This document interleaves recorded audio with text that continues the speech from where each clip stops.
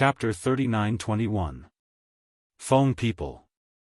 During this period of time, the Feng people had kept a low profile. There was nothing they could do. Now, they no longer had the qualifications to be high profile. Feng Ho had fallen, and the various sovereign divine weapons had left with her. The strongest people in the clan were those reclusive old antiques. But these reclusive old antiques had only grasped the ultimate meaning of an ordinary law. In front of the geniuses of the divine kingdom, they couldn't even withstand a single blow. In the past, the Feng people were so awe-inspiring. Any one of them would be worshipped from all directions. But now, they had fallen to the point where no one cared about them. The dragons, the Feng people, and the Kirin clan all had the same experience. But now, their situation was completely different. Let's talk about the dragons first. Although the Dragon King had fallen, Long Chen and Long Qin were stronger. Under the leadership of these siblings, the dragon status in the Sky Cloud realm had increased. Let's talk about the Kirin clan. Although Qi Xiaoyan's strength wasn't as strong as Long Chen and Long Qin, he was still in existence who had grasped the ultimate meaning of the strongest law. Most importantly, he had a sovereign divine weapon. Just this point alone wasn't something the down-and-out Feng people could compare to. Now, the Feng people had undoubtedly become the weakest in the Sky Cloud realm. Their clansmen had also truly experienced what it meant to be weak and hopeless. At this time, Hua Dahong and a group of reclusive old antiques were sitting in a great hall with a gloomy face. The atmosphere in the hall was particularly heavy. "We can't go on like this." Suddenly, an old woman with white hair on her temples spoke. "That's right." Another old man with white hair nodded in agreement and said in a deep voice, "Now, we Feng people don't even have a sovereign divine weapon. Not to mention the experts of the divine kingdom, even in the Sky Cloud realm, any force can bully us at will. Who doesn't know about this, but what can we do?" Another old man spoke. The great hall fell into silence again. After a long time, the old man with white hair sighed and looked at the sky outside the door. He said softly, "Now, we can only ask Hua Wenchang and his daughter to come back and preside over the situation." "What? Invite the father and daughter back? Isn't this inviting a wolf into the house?" "I don't agree." As soon as this was said, someone immediately stood up to oppose it. Those who objected were basically all members of the Ice Phoenix clan. This was because the reason Hua Wenchang and Feng Ho had left the Feng people was because Feng Ho had given the Frost Sparrow sword to Bing Changtian and his daughter. Furthermore, Bing Changtian was killed right away. Bing Runing had also been taken away by Qin Feiyang. It was unknown whether she was still alive or not. Therefore, no matter what, they were unwilling to see Hua Wenchang and Hua Wu return to the Feng people because they were afraid of being suppressed. Feng Ho was taking care of the Ice Phoenix race in the past. But now, Feng Ho had already fallen. Once Hua Wenchang and Feng Ho returned, with Hua Wenchang's strength, she would definitely replace Feng Ho's position. When it was time, if Fire Dance wanted to suppress them, they wouldn't be able to retaliate. In the future, the Ice Phoenix race wouldn't even have the slightest say in Feng people. Lead the wolf into the house? This is really a big joke. They are originally members of the Feng people. How can you say that they are leading the wolf into the house? Moreover, if Bing Changtian hadn't interfered and sowed discord, would they have left the Feng people? The old woman with white hair said angrily. Anyway, since they have chosen to leave, they can forget about coming back in the future. I believe that our people won't accept them again. The old antique of the Ice Phoenix race snorted. Haha, the old woman with white hair laughed loudly. What are you laughing at? The old antique of the Ice Phoenix race raised his eyebrows. I'm laughing at your naivety. Ridiculous. Do you really think that Hua Wenchang and the others are willing to come back to the Feng people now? The current Qin Feiyang has grasped countless miniature versions of the laws. Furthermore, he possesses abilities that no one can compare to. Over the years, this father and daughter pair have lived extremely comfortable lives by Qin Feiyang's side. Look at the golden-winged wolf king. Back in the demonic palace, even the God clan woman who mastered two ultimate profundities of the strongest laws was no match for him. Look at Madman Mo, he suppressed the two prodigies of the God clan by himself. Let me ask you, who among the Feng people can do that now? The current Feng people are not even 1/10,000th of the human race, let alone the dragons and the Kirins. I really don't know what you have to be proud of. Please understand the situation. Huo Wenchang and his daughter don't need us now. We need them. The old woman with white hair was furious. What time was it now? How could they still be so self-righteous? With such people around, the Feng people wouldn't be tolerated if they didn't perish. Everyone fell silent. Humph. Don't just talk about the Ice Phoenix race. When Feng Ho took Fire Dance's ultimate profundity inheritance, I didn't see anyone from the Fire Phoenix race stand up for her. Even a certain grandfather of mine has the attitude of placing righteousness before family. The old antique of the Ice Phoenix race sneered. What do you mean? Hua Dehong raised his eyebrows. Nothing. I just think it's ridiculous. Back then, all of you were so righteous that you couldn't wait to kill that traitor with your own hands. Now, the Feng people are in trouble and all of you are trying to shirk responsibility. Do you really think the Ice Phoenix race is easy to bully? Let me tell you, even a rabbit bites when it's cornered. At most, we'll fight to the death. The old antiques of the Ice Phoenix race sneered. The old antiques of the Fire Phoenix race couldn't help but turn gloomy when they heard these words. Hua Dehong especially clenched his fists, his eyes filled with murderous intent. Sigh. The old woman with white hair sighed and looked at everyone. Anyway, I'll leave the ugly words here first. If we don't ask the father and daughter to come back, the Feng people will be finished sooner or later.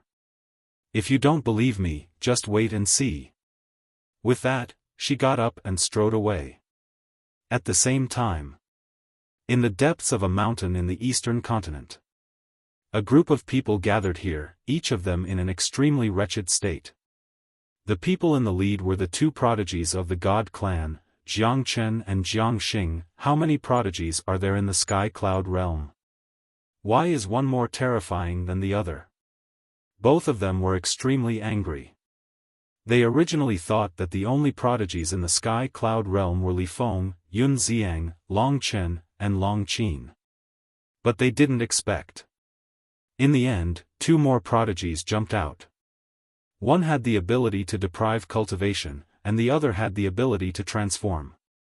Every punch and kick had the power to surpass a sovereign weapon. They were simply ridiculously strong. What should we do now? The other prodigies of the God clan looked at Jiang Chen and Jiang Xing in a daze. The two pondered for a moment and sighed. What else can we do? We can only lie low and wait for the monarch's order. Should we inform the people in the southern continent, western continent, and northern continent? Someone asked. Definitely. Tell them to keep a low profile. Especially in the Sky Cloud realm, don't kill the innocent. According to my observation in the past 6 months, as long as we don't kill the innocent in the Sky Cloud realm, Long Chen and the others won't come out. Jiang Chen's eyes flickered, revealing a sense of competence. 3 days later. Dragon Nest. A black-clothed youth suddenly descended in front of the barrier. It was Madman. Looking at the barrier in front of him, a cold light flashed in Madman's eyes.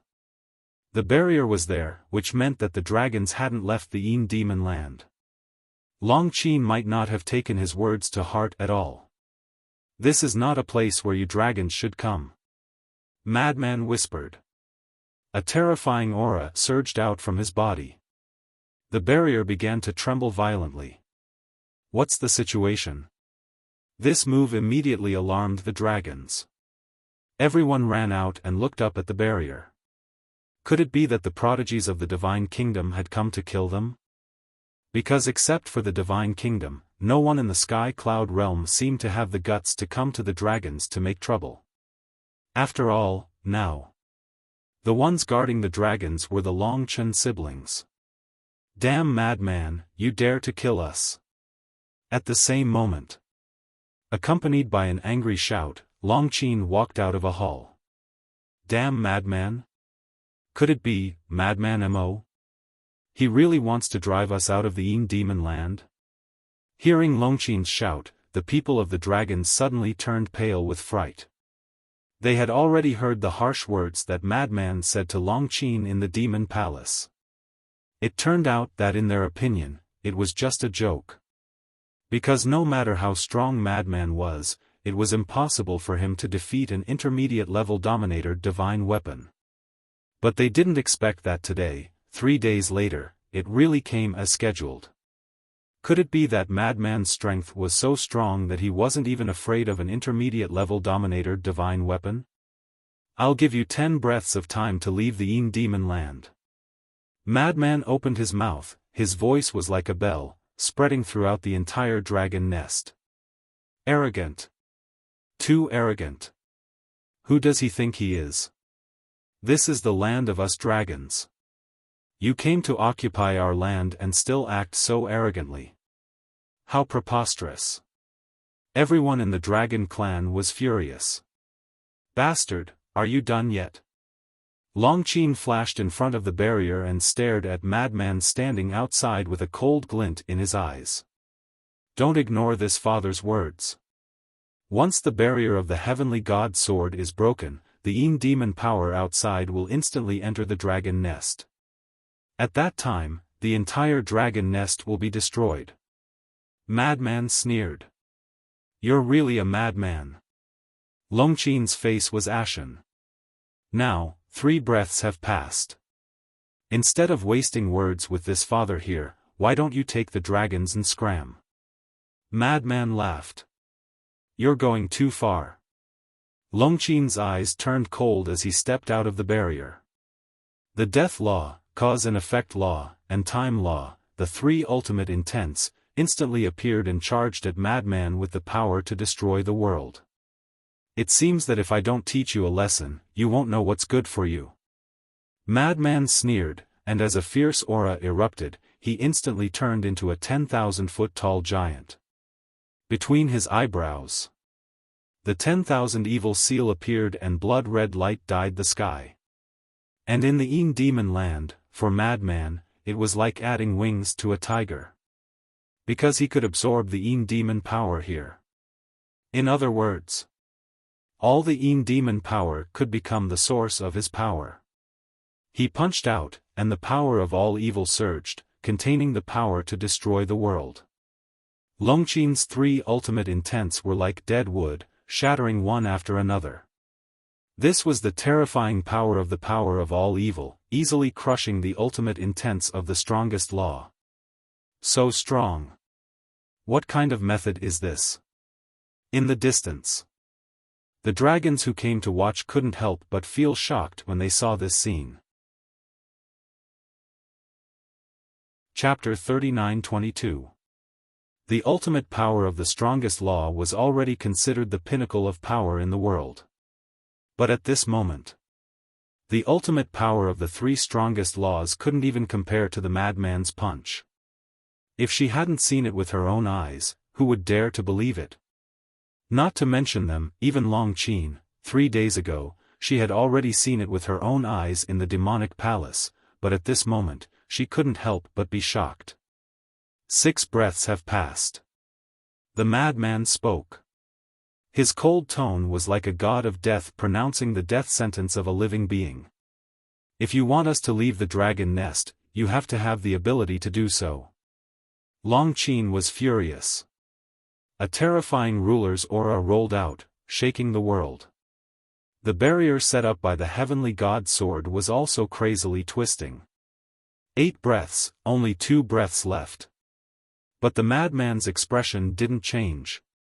It was just a mid-level ruler weapon. What was there to be arrogant about?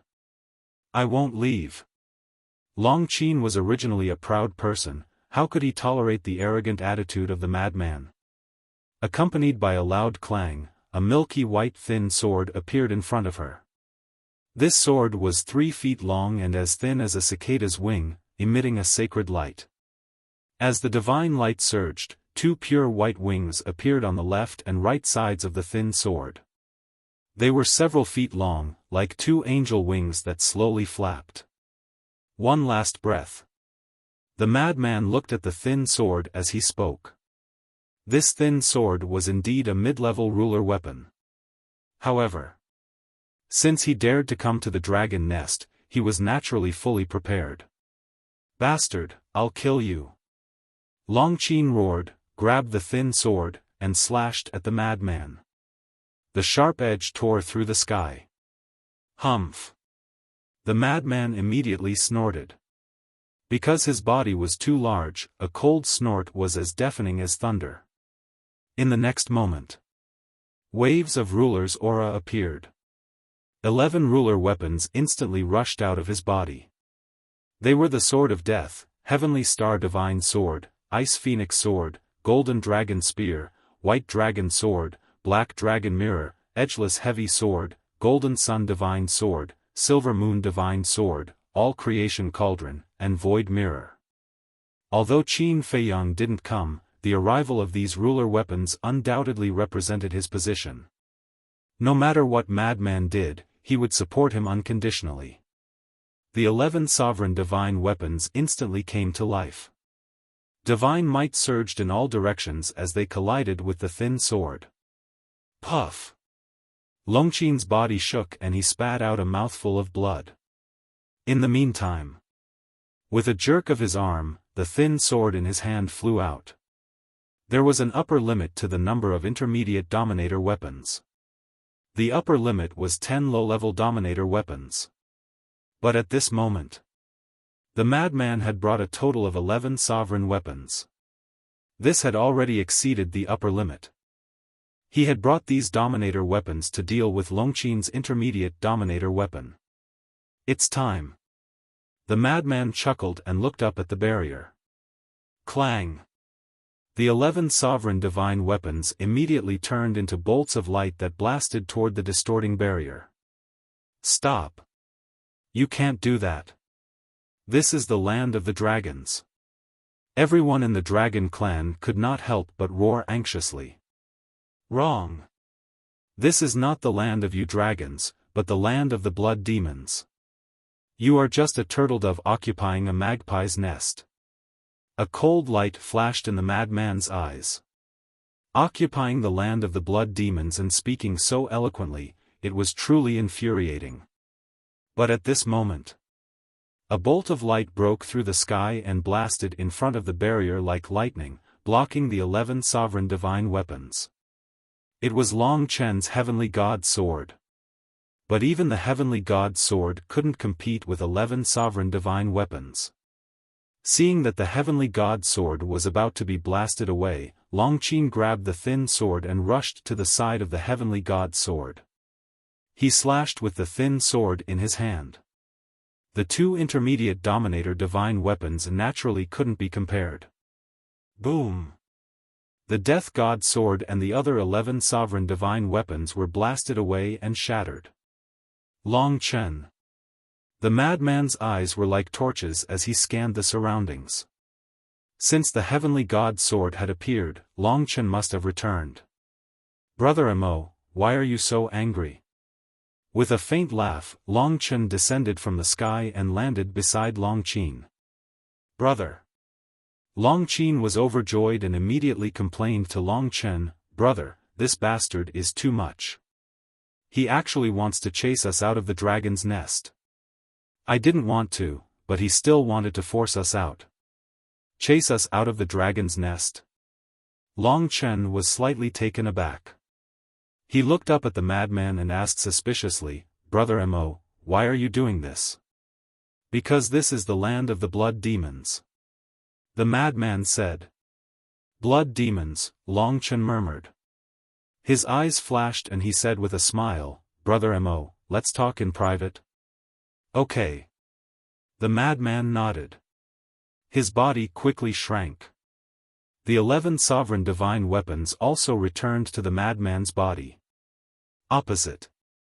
Long Chen also put away the heavenly god sword and looked at Long Chen helplessly, You're a girl. Don't fight and kill all day. Who will dare to marry you in the future? He provoked me first. Why are you blaming me? Let's talk about it later. With this lady's identity and strength, is there a need to worry about no one wanting me? Long Chen had a look of displeasure. Don't be narcissistic. Long Chen rolled his eyes and walked in front of the madman. He transmitted his voice, I also heard from the Dragon King that the Yin Demon land was once the land of the blood demons, but what does this have to do with you? When you came back, didn't you find that the Nether King's hell was different from before? The madman asked. Yes. I also thought that this might have something to do with you. So before in the Nether King's hell, I asked the fire python about your situation, but it didn't seem to know the specific situation. Of course. It's also possible that it didn't tell me the truth. Long Chen smiled. Of course the fire python knew. Because when the madman came out of seclusion, he had already told him everything. However, the fire python had always been wary of Long Chen. Although Long Chen was the son of the ice dragon, for the fire python, he was not trustworthy. The madman pondered for a while and nodded, Okay, Laozi will tell you. After listening, I hope you can take the initiative to take the dragons and leave the Yin Demon land. Following that, the madman briefly explained the matter of him being the reincarnation of the Blood Demon King. What are they mumbling about? Long Chen looked at the two whispering people and couldn't help but frown. A moment later, Long Chen nodded his head in realization, so that's how it is. I was wondering how you could absorb the power of evil and the power of the Yin demons, and also have the ability to transform into a blood demon race. So you are his reincarnation, so you have already recovered the memories of your previous life? Yes. The madman nodded. Long Chen's eyes flashed as he asked curiously, Then between you and Qin Feiyang, do you want to say that we haven't fallen out? You should be eager for us to fall out. The madman looked at him teasingly. Cough cough. Long Chen coughed dryly and said unhappily, Don't think of me as such a despicable person, okay? I am concerned about you. I thank you for your concern. But you don't need to worry about these things. We are very good. The madman despised. That's good. Long Chen smiled embarrassedly, looking quite embarrassed. Tell me, are you moving or not? The madman asked. This, Long Chen rubbed his forehead and asked, Then tell me, where can I move to now? That I don't care. In any case, you have to vacate this Yin Demon land. Later, I will go to hell and bring all the blood demons to the sky cloud realm. The madman said indifferently. Long Chen's hands that were rubbing his forehead couldn't help but increase the strength of his hands. What a headache. But suddenly, he realized that he seemed to have overlooked something. He looked up at the madman, his eyes flickering. What? The madman raised his eyebrows. Long Chen asked, The passage to the sky cloud realm has not been repaired yet. How did you return to the sky cloud realm half a year ago? Does this have anything to do with you? The madman looked at him with a smile. Okay, pretend I didn't ask. Long Chen waved his hand. But in his heart, he was wondering if the madman also had a badge in his hand. Don't be long-winded. Hurry up and decide. Don't think that I am afraid of you just because you have 2 intermediate Dominator Divine weapons. The madman sneered. The Dominator Divine weapons in Qin Feiyang's hands were not the same as the 11 in front of him. What are you in a hurry for? I have to think of a place to stay first. Long Chen looked at the madman helplessly and lowered his head to ponder. Suddenly, the madman's eyes lit up and he said with a smile, "Why don't you go to the phoenix nest?" "What?" Long Chen looked at the madman in astonishment. "Those old farts in the phoenix nest, aren't they all very arrogant? I can take the opportunity to teach them a lesson." The madman's face was full of a sinister smile. "Don't think about using me. I have no enmity with them, why should I deal with them?" Long Chen's face was dark. This guy really didn't let go of any opportunity to use him. No enmity? Do you believe that yourself? That Feng Ho. Who was the one who killed her? Do you need me to remind you? The madman sneered. The corner of Long Chen's mouth twitched as he looked at the sky and sighed, "It's really a slip that brings everlasting sorrow." He had accidentally boarded the pirate ship of these people. There's nothing to hesitate about. The phoenix nest is courting death. If you do this, not only will no one say anything about you, they will even praise you for getting rid of evil for the people. The madman continued to encourage him. "I really admire you." Long Chen was speechless and said with a dark face, "Then when the time comes, if the Feng people go to fire dance for help, don't make me move out of the Feng people. If that's the case, then I will really fall out with you. Don't worry. We are not the kind of people who will burn the bridge after crossing it."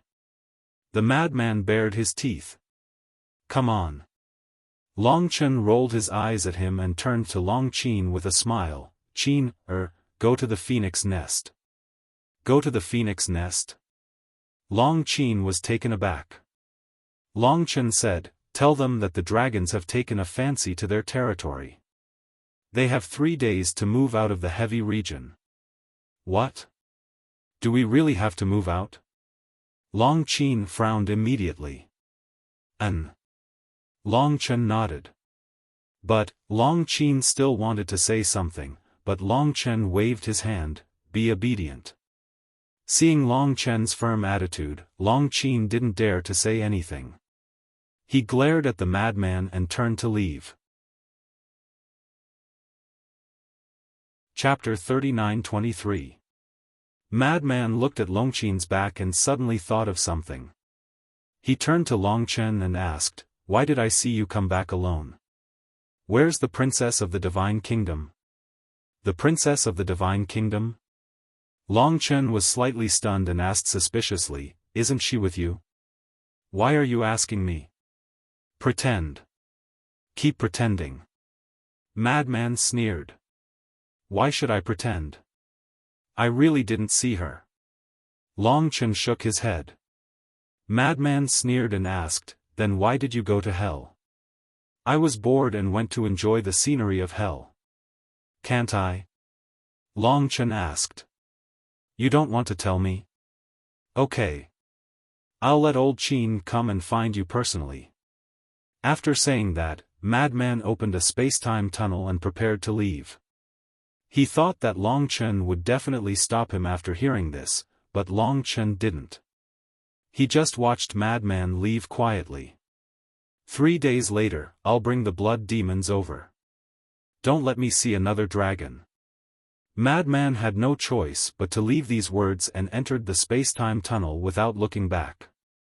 After Madman left, Long Chen looked up at the sky with a complicated expression. The land of heavy regions. Feng people. Not long after, Long Qin descended on the land of the Feng people. "Greetings, Your Highness." A group of old antiques from the Feng people immediately ran out with respectful expressions. If it was in the past, they would definitely scold him immediately. Why did he come to the Feng people? But now, Long Qin showed amazing strength and lost Feng Ho's backing. They no longer had the courage.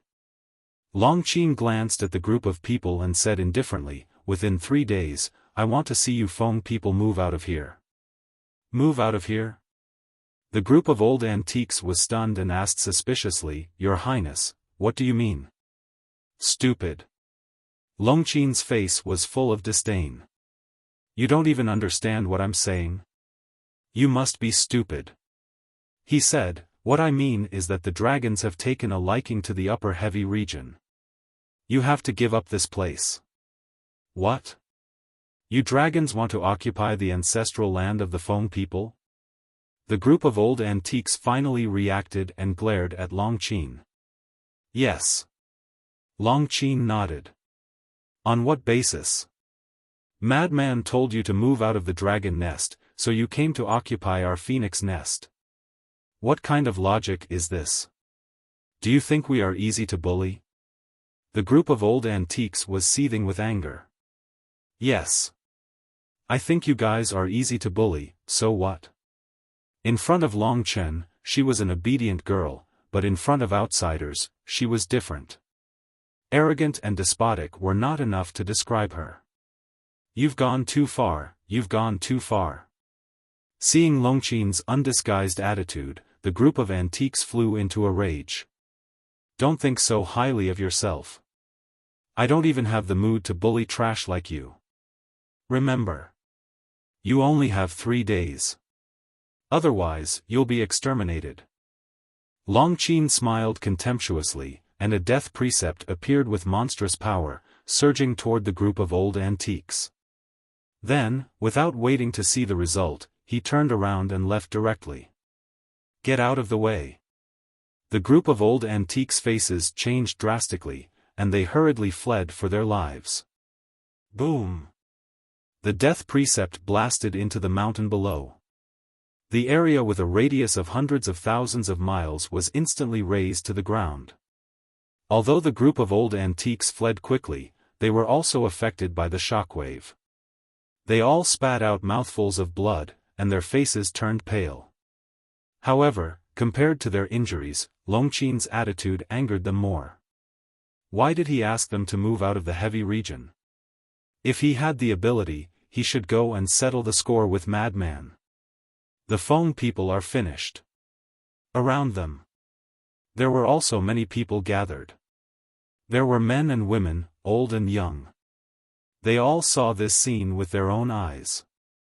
Everyone's faces were full of despair. Especially the children of the Feng people. Their faces were pale, and their bodies were trembling in extreme fear. Who said that the Feng people are finished? Stop right there. The group of old antiques, who were already angry, immediately became furious when they heard the desperate voices of their people. However, none of the people present uttered a word. Their eyes were incomparably miserable. Shut up, all of you. The people who bullied us are dragons. If you want to vent your anger, go find them. Why are you yelling at your own people? Do you only know how to fight among yourselves? The white-haired old woman flew over and looked at the group of old antiques angrily. His words made the group of old antiques feel ashamed and unable to show their faces. This is all our own fault. The white-haired old woman glanced at the shattered ground below, and then looked at the despairing people around her with a bitter smile on her face. What should the Feng people do now? Do they really have to leave the heavy region?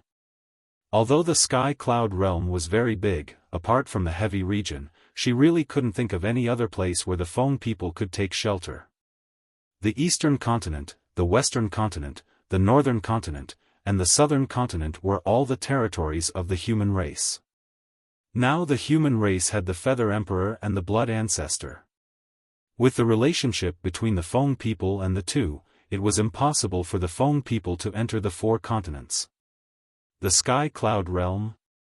That was also the territory of the Little Rabbit. It was even more impossible for the Little Rabbit to take them in. Apart from that, there were 3 other forbidden areas left. However, the lunatic had already said that even the dragons had to leave the land of the Yin demons. And the Death Glacier was the territory of the Kirin clan. The remaining land of the buried gods was empty now, but who dared to go there? The land of the buried gods was now the battlefield between the Divine Kingdom and the Sky Cloud Realm. Not to mention the people below, even the white-haired old woman couldn't help but feel despair. The glorious Feng people, who were originally in charge of a forbidden area, couldn't even find a place to stay now. It was really sad. Were the Feng people really going to die? Hua Dahong.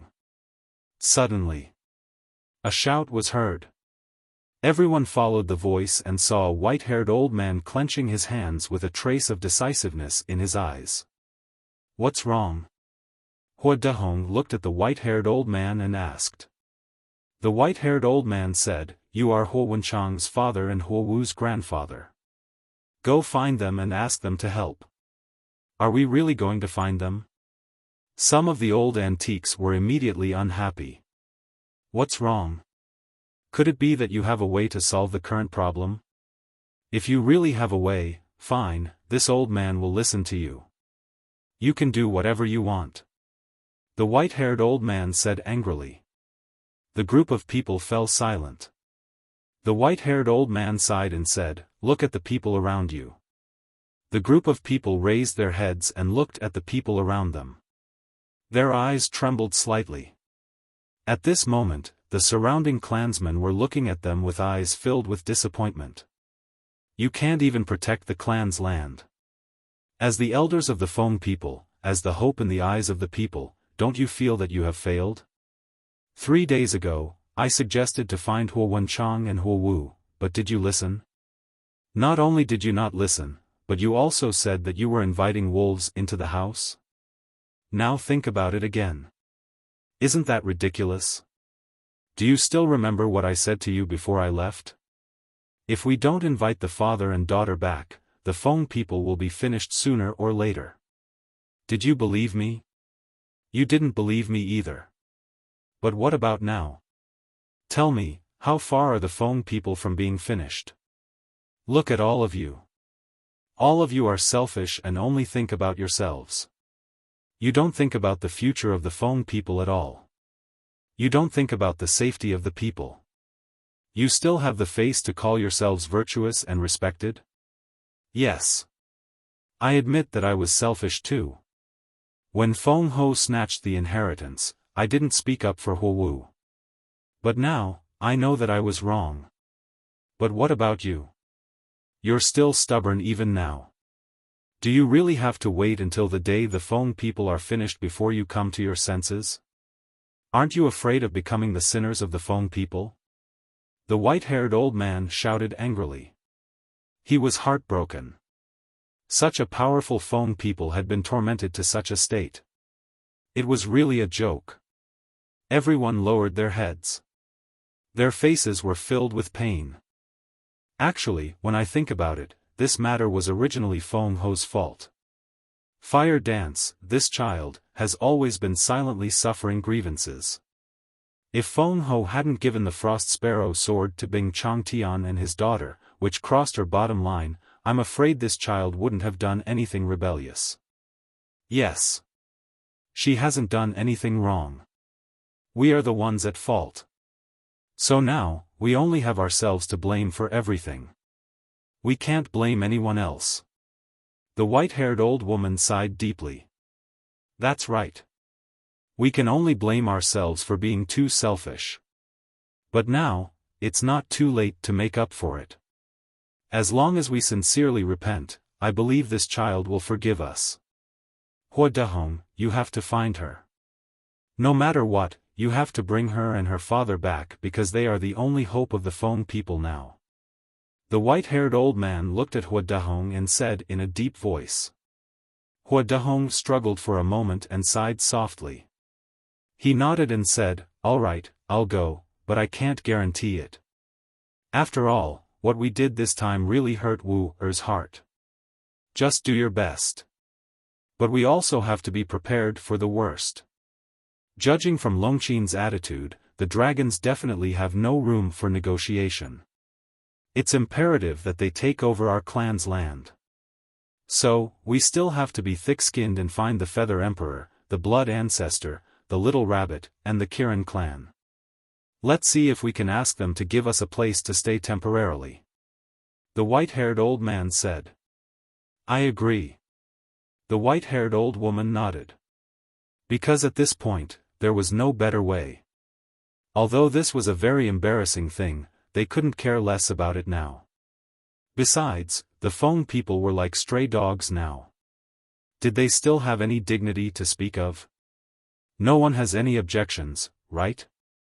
The white-haired old man glanced at the group of old antiques.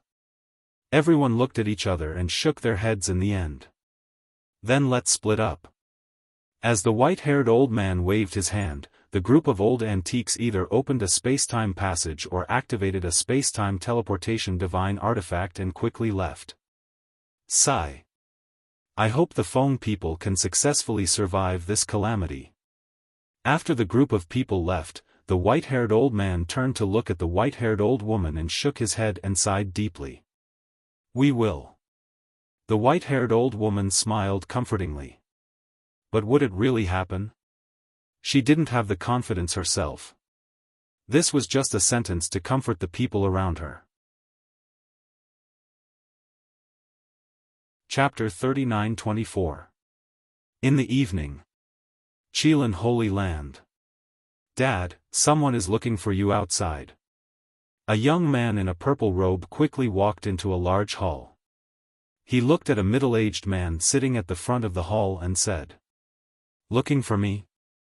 The middle-aged man was stunned. Yes. The young man in purple nodded. Who is it? The middle-aged man was suspicious. It seems to be someone from the Ice Phoenix clan. The young man in purple pursed his lips, as if he was extremely disdainful of the Ice Phoenix clan. Ice Phoenix clan, the middle-aged man murmured and asked, where are they now? Just outside the exit. The young man in purple said. Okay. I'll go take a look. The middle-aged man nodded, got up and walked outside. I'll go too. The young man in purple hurriedly followed. This father and son pair was Qi Xiong and Qi Yu. Very soon. The father and son came to the exit of the Qilin Holy Land and saw two figures standing above the glacier outside. When Qi Xiong saw the two of them, his eyes flashed slightly, and he smiled faintly. So it's the two old seniors of the Ice Phoenix clan, sorry for the disrespect. As a reclusive old antique of the Feng people, his seniority was naturally above Qi Xiong. However, Qi Xiong would no longer be as polite to the current Feng people as before. Although he called them old seniors, his words were full of disdain. And this disdain was also seen in the eyes of the two people of the Ice Phoenix clan, but they did not dare to say anything. If it was in the past, if Qi Xiong dared to have such an attitude, he would definitely fly into a rage on the spot. But now, the Feng people were no longer the same as before.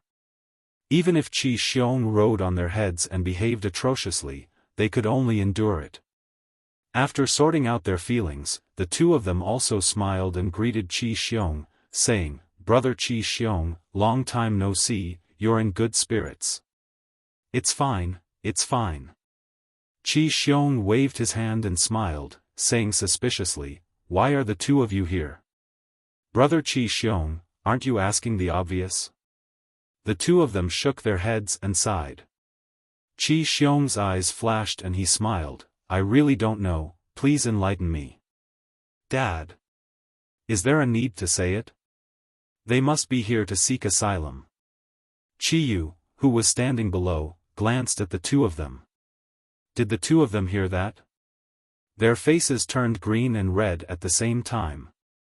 Even a junior like this dared to humiliate them in front of their faces? You, Don't be rude.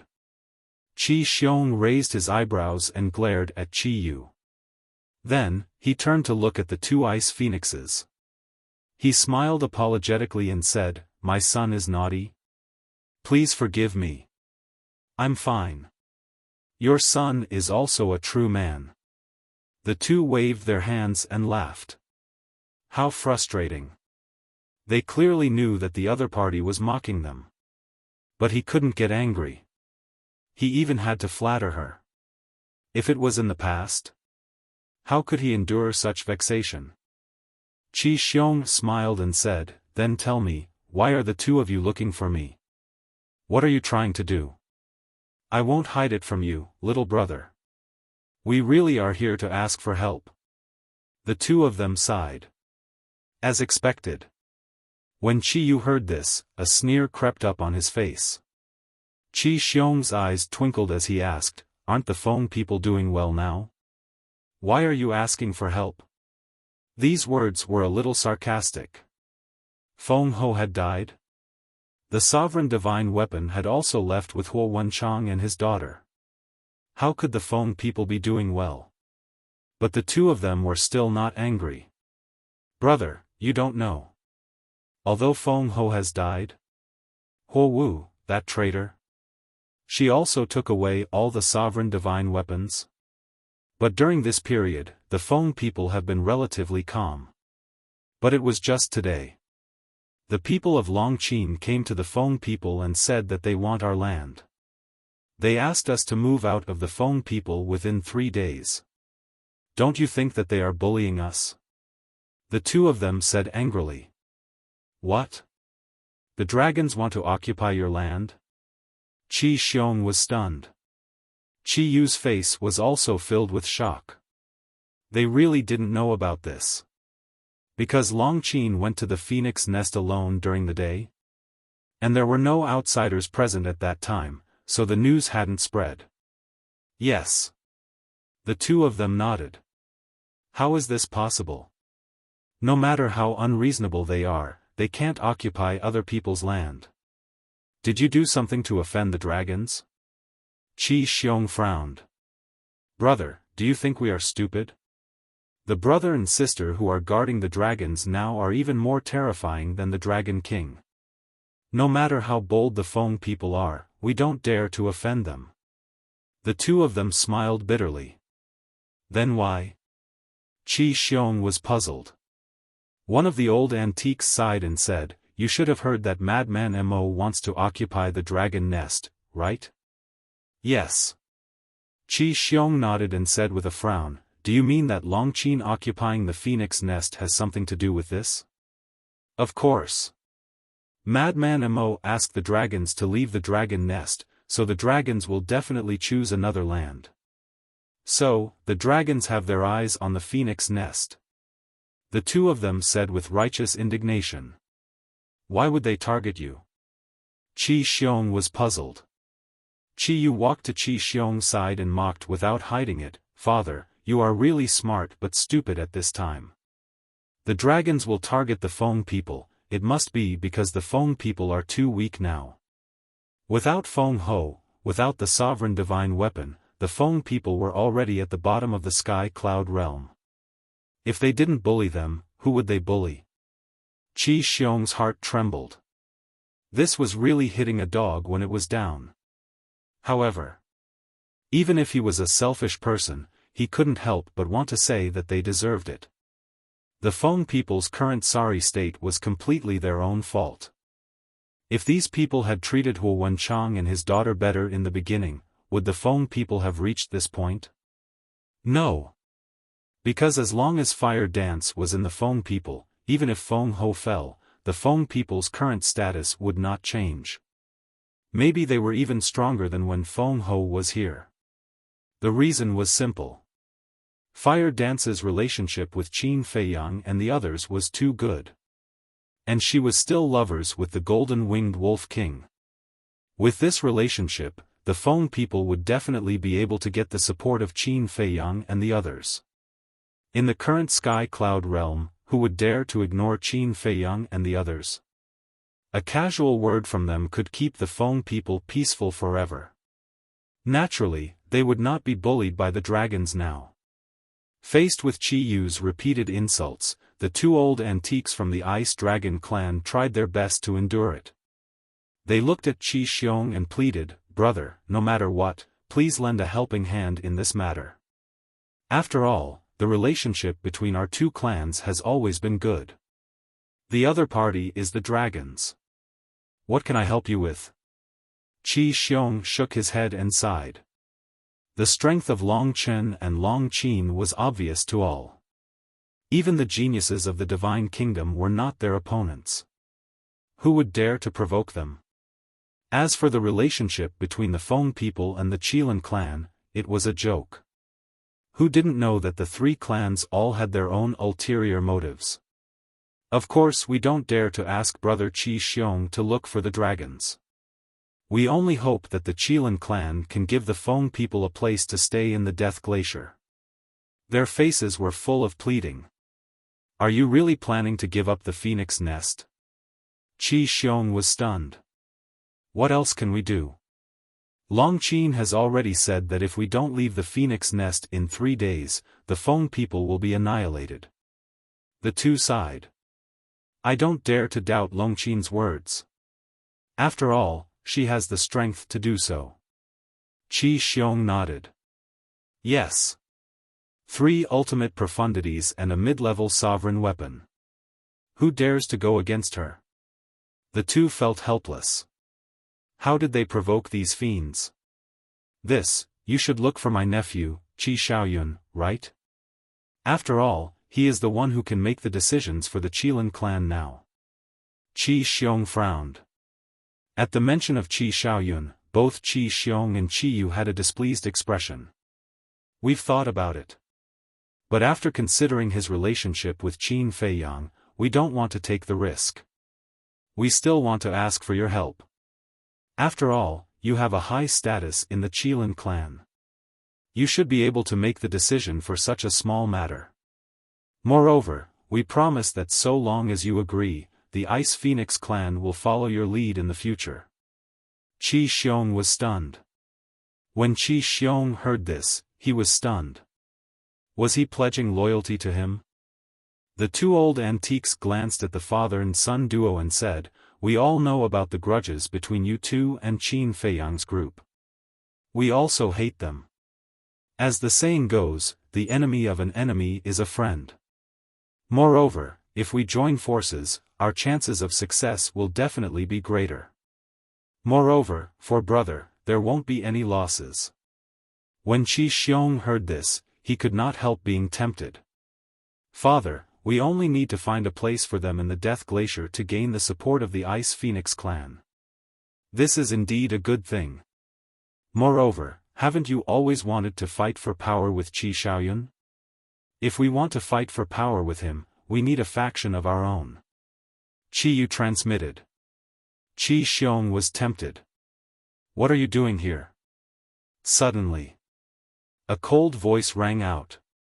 The four were alarmed. They hurriedly looked down and saw an old man standing below. It was the old man with the white beard. Why is this damned old man here? Has he been monitoring our movements? Qi Yu was bewildered. Qi Xiong's heart trembled. Monitoring their movements? If that was the case, it was definitely Qi Xiaoyun's idea. In other words, Qi Xiaoyun was already wary of them. At that thought, Qi Xiong's scalp went numb. Leave. The Feng people's matter has nothing to do with the Qilin clan. Moreover, the Death Glacier is too small. We can't accommodate so many people from the Feng people. The old man glanced at Qi Xiong and his son before looking at the two old fogies. Old man, the two old fogies turned pale with fright. There's no need to say anything. Don't ever come to the Qilin sacred ground again. The old man waved his hand. The two old fogies then looked at Qi Xiong. Qi Xiong frowned. The old man said coldly, Don't look at him. He can't make the decision. Leave immediately. Otherwise, don't blame me for not caring about our old friendship. Qi Xiong clenched his fists. Was he really treating Qi Xiaoyun as the master of the Qilin sacred ground? Fine. You win. The two old fogies were also furious. They turned and left angrily after saying that. They had shamelessly come here to ask for help, but they were treated like this. How hateful. After the two old fogies left, the old man looked at Qi Xiong and his son with an unsightly expression. Don't you know that the Feng people are trying to drag us down? Old man, don't be angry. My father didn't agree to it. Qi Yu smiled awkwardly. Chapter 39-25. The white-bearded old man looked at Qi Yu and shook his head. Forget about it. The only reason Xiaoyun has been giving in to you and tolerating you is because we are brothers. Did they think he was an old fool? Who couldn't see through the schemes in their hearts? Yes, yes, yes. Qi Yu nodded repeatedly. Nonsense. I don't want to talk about it anymore. Take care of yourselves. Don't end up like Bing Changtian and his daughter. The white-bearded old man left behind a meaningful sentence, then turned around and left without looking back. He's too arrogant. What right does an outsider have to lecture us? Qi Yu was infuriated. Qi Xiong stared at the white-bearded old man's back with boundless hatred in his eyes. Deep in the forest, inside a tea garden, Qi Xiaoyun was pruning the leaves of the tea trees in the garden. His white clothes were spotless, and his long hair fluttered in the wind. He looked like the son of a god, emanating an ethereal aura. A woman in red was accompanying him at all times. She was Qi Xiaoyun's personal maid, Xiao Ying. Young master, what time is it now? Why are you still in the mood to do such useless things? Xiao Ying looked at Qi Xiaoyun with dissatisfaction. Everyone else was cultivating diligently, trying their best to increase their strength. Yet, this person was still as carefree as ever. He did not seem nervous at all. You don't understand, do you? Everyone has their own cultivation method. Qi Xiaoyun smiled calmly. Don't tell me you're cultivating right now. Xiao Ying was speechless. Silly girl, you don't have to lock yourself up to cultivate. You can walk around more, see more, and maintain a calm state of mind. Perhaps you can find an opportunity to enter an epiphany. Epiphany is the fastest way to increase one's strength. Qi Xiaoyun shook his head. Yes. I won't deny that. But you've been busy for so long, yet you haven't entered an epiphany. Xiao Ying pouted.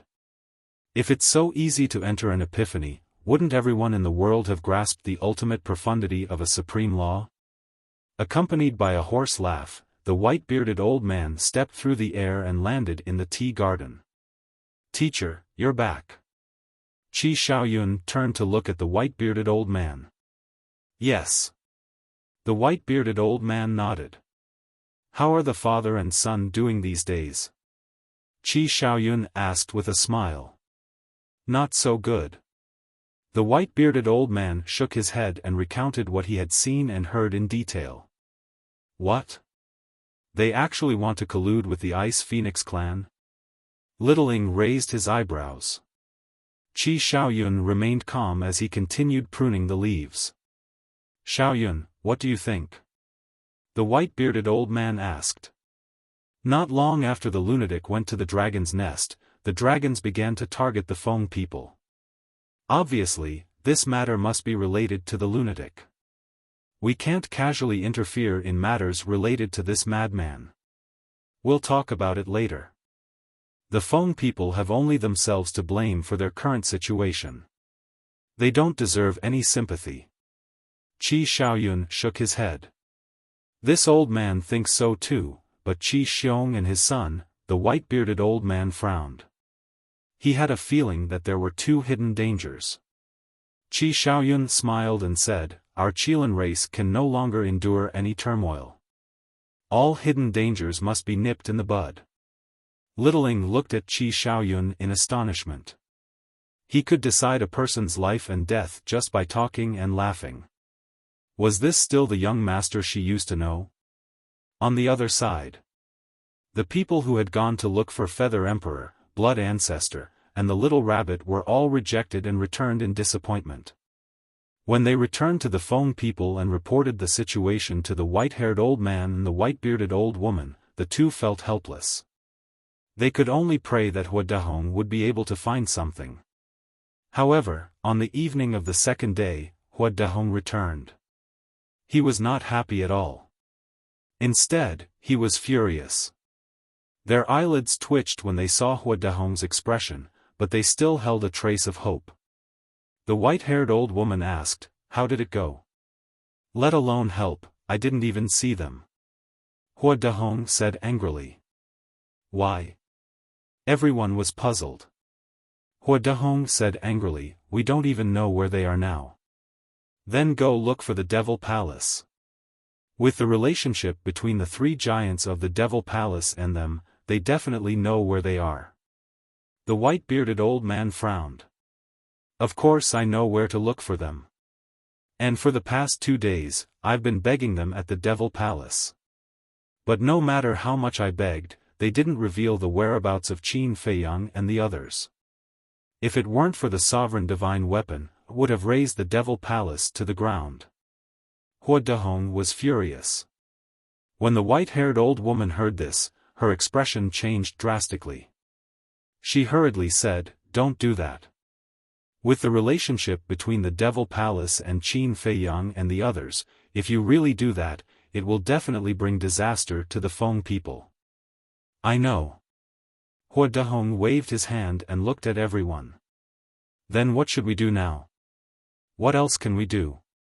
We can only leave the Feng people first and think of a way. The white-bearded old man sighed. Wait. Suddenly, the white-haired old woman looked at Hua Dahong and asked, did you contact Fire Dance directly?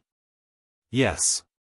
Fire Dance, Wenchang, Zihue, I tried to send a message to them, but none of them responded to me. What a bunch of unfilial children. Hua Dahong was so angry that he was about to vomit blood. Sigh. It seems that they want to completely cut off their relationship with us. Then arrange for our clansmen to retreat first.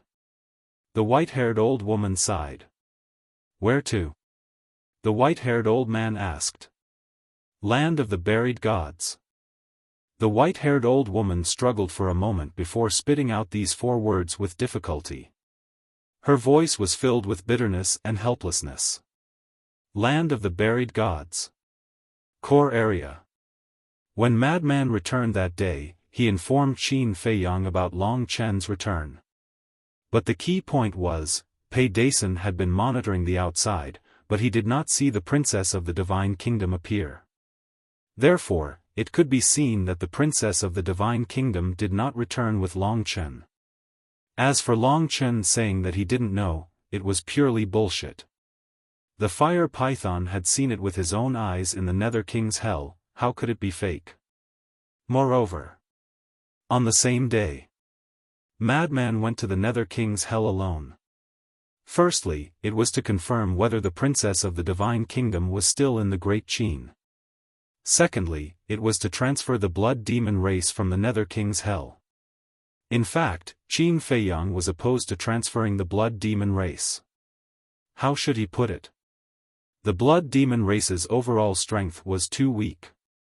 Bringing them to the Sky Cloud Realm might not be a good thing. After all, the Sky Cloud Realm was facing a strong enemy, the Divine Kingdom.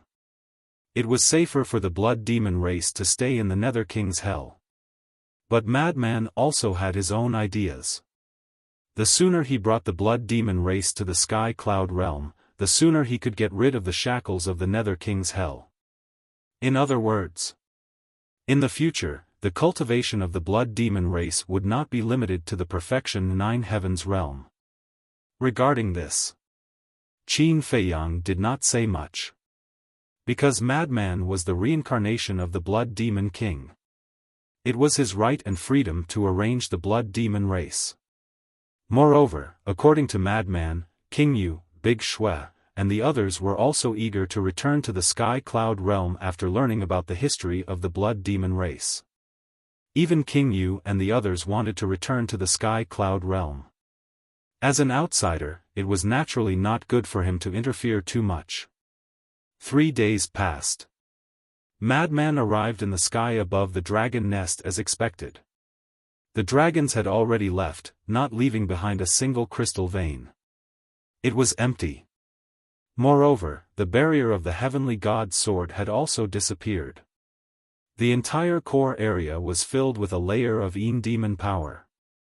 The flowers, plants, and trees had all decayed under the erosion of the Yin demon power.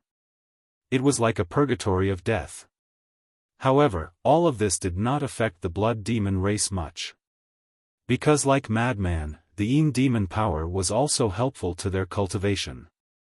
However, the demon power was far more terrifying than the evil power. With their current cultivation, they were still unable to absorb and refine it without restraint. Therefore, after Madman arrived at the dragon nest, he once again set up a barrier to isolate the demon power. Only a small amount of demon power was left, allowing the blood demon race to slowly adapt. Returning to their ancestral homeland, King Yu and the others were also filled with emotion. They never thought that the blood demon race would have such a glorious moment. Even more so, they never thought that the blood demon race was once the overlord of the sky cloud realm. After settling everything, Madman gave King Yu some instructions and left the demon land. The dragons had also entered the phoenix nest. They officially changed the name to Dragon Nest and announced to the outside world that the Death Glacier would be the dragon's home in the future. Black Tortoise Realm. Seeing Madman return, Qin Feiyang said with a smile, "Now, your wish has been fulfilled." Madman nodded with a smile as if a heavy burden had been lifted from his shoulders. Qin Feiyang asked, "The imprints of the creatures of the Nether King's Hell have been removed, right?" "Of course. Moreover, the remaining evil power of the Nether King's Hell has been absorbed by me. Now, the creatures of the Nether King's Hell are the same as us, able to absorb essence to cultivate." Madman nodded. "What about the blood demon race?" Qin Feiyang asked. "Their imprints have also been removed. However, this will not affect their ability to absorb the evil power. On the contrary, not only can they absorb the evil power, but they can also absorb the essence of heaven and earth.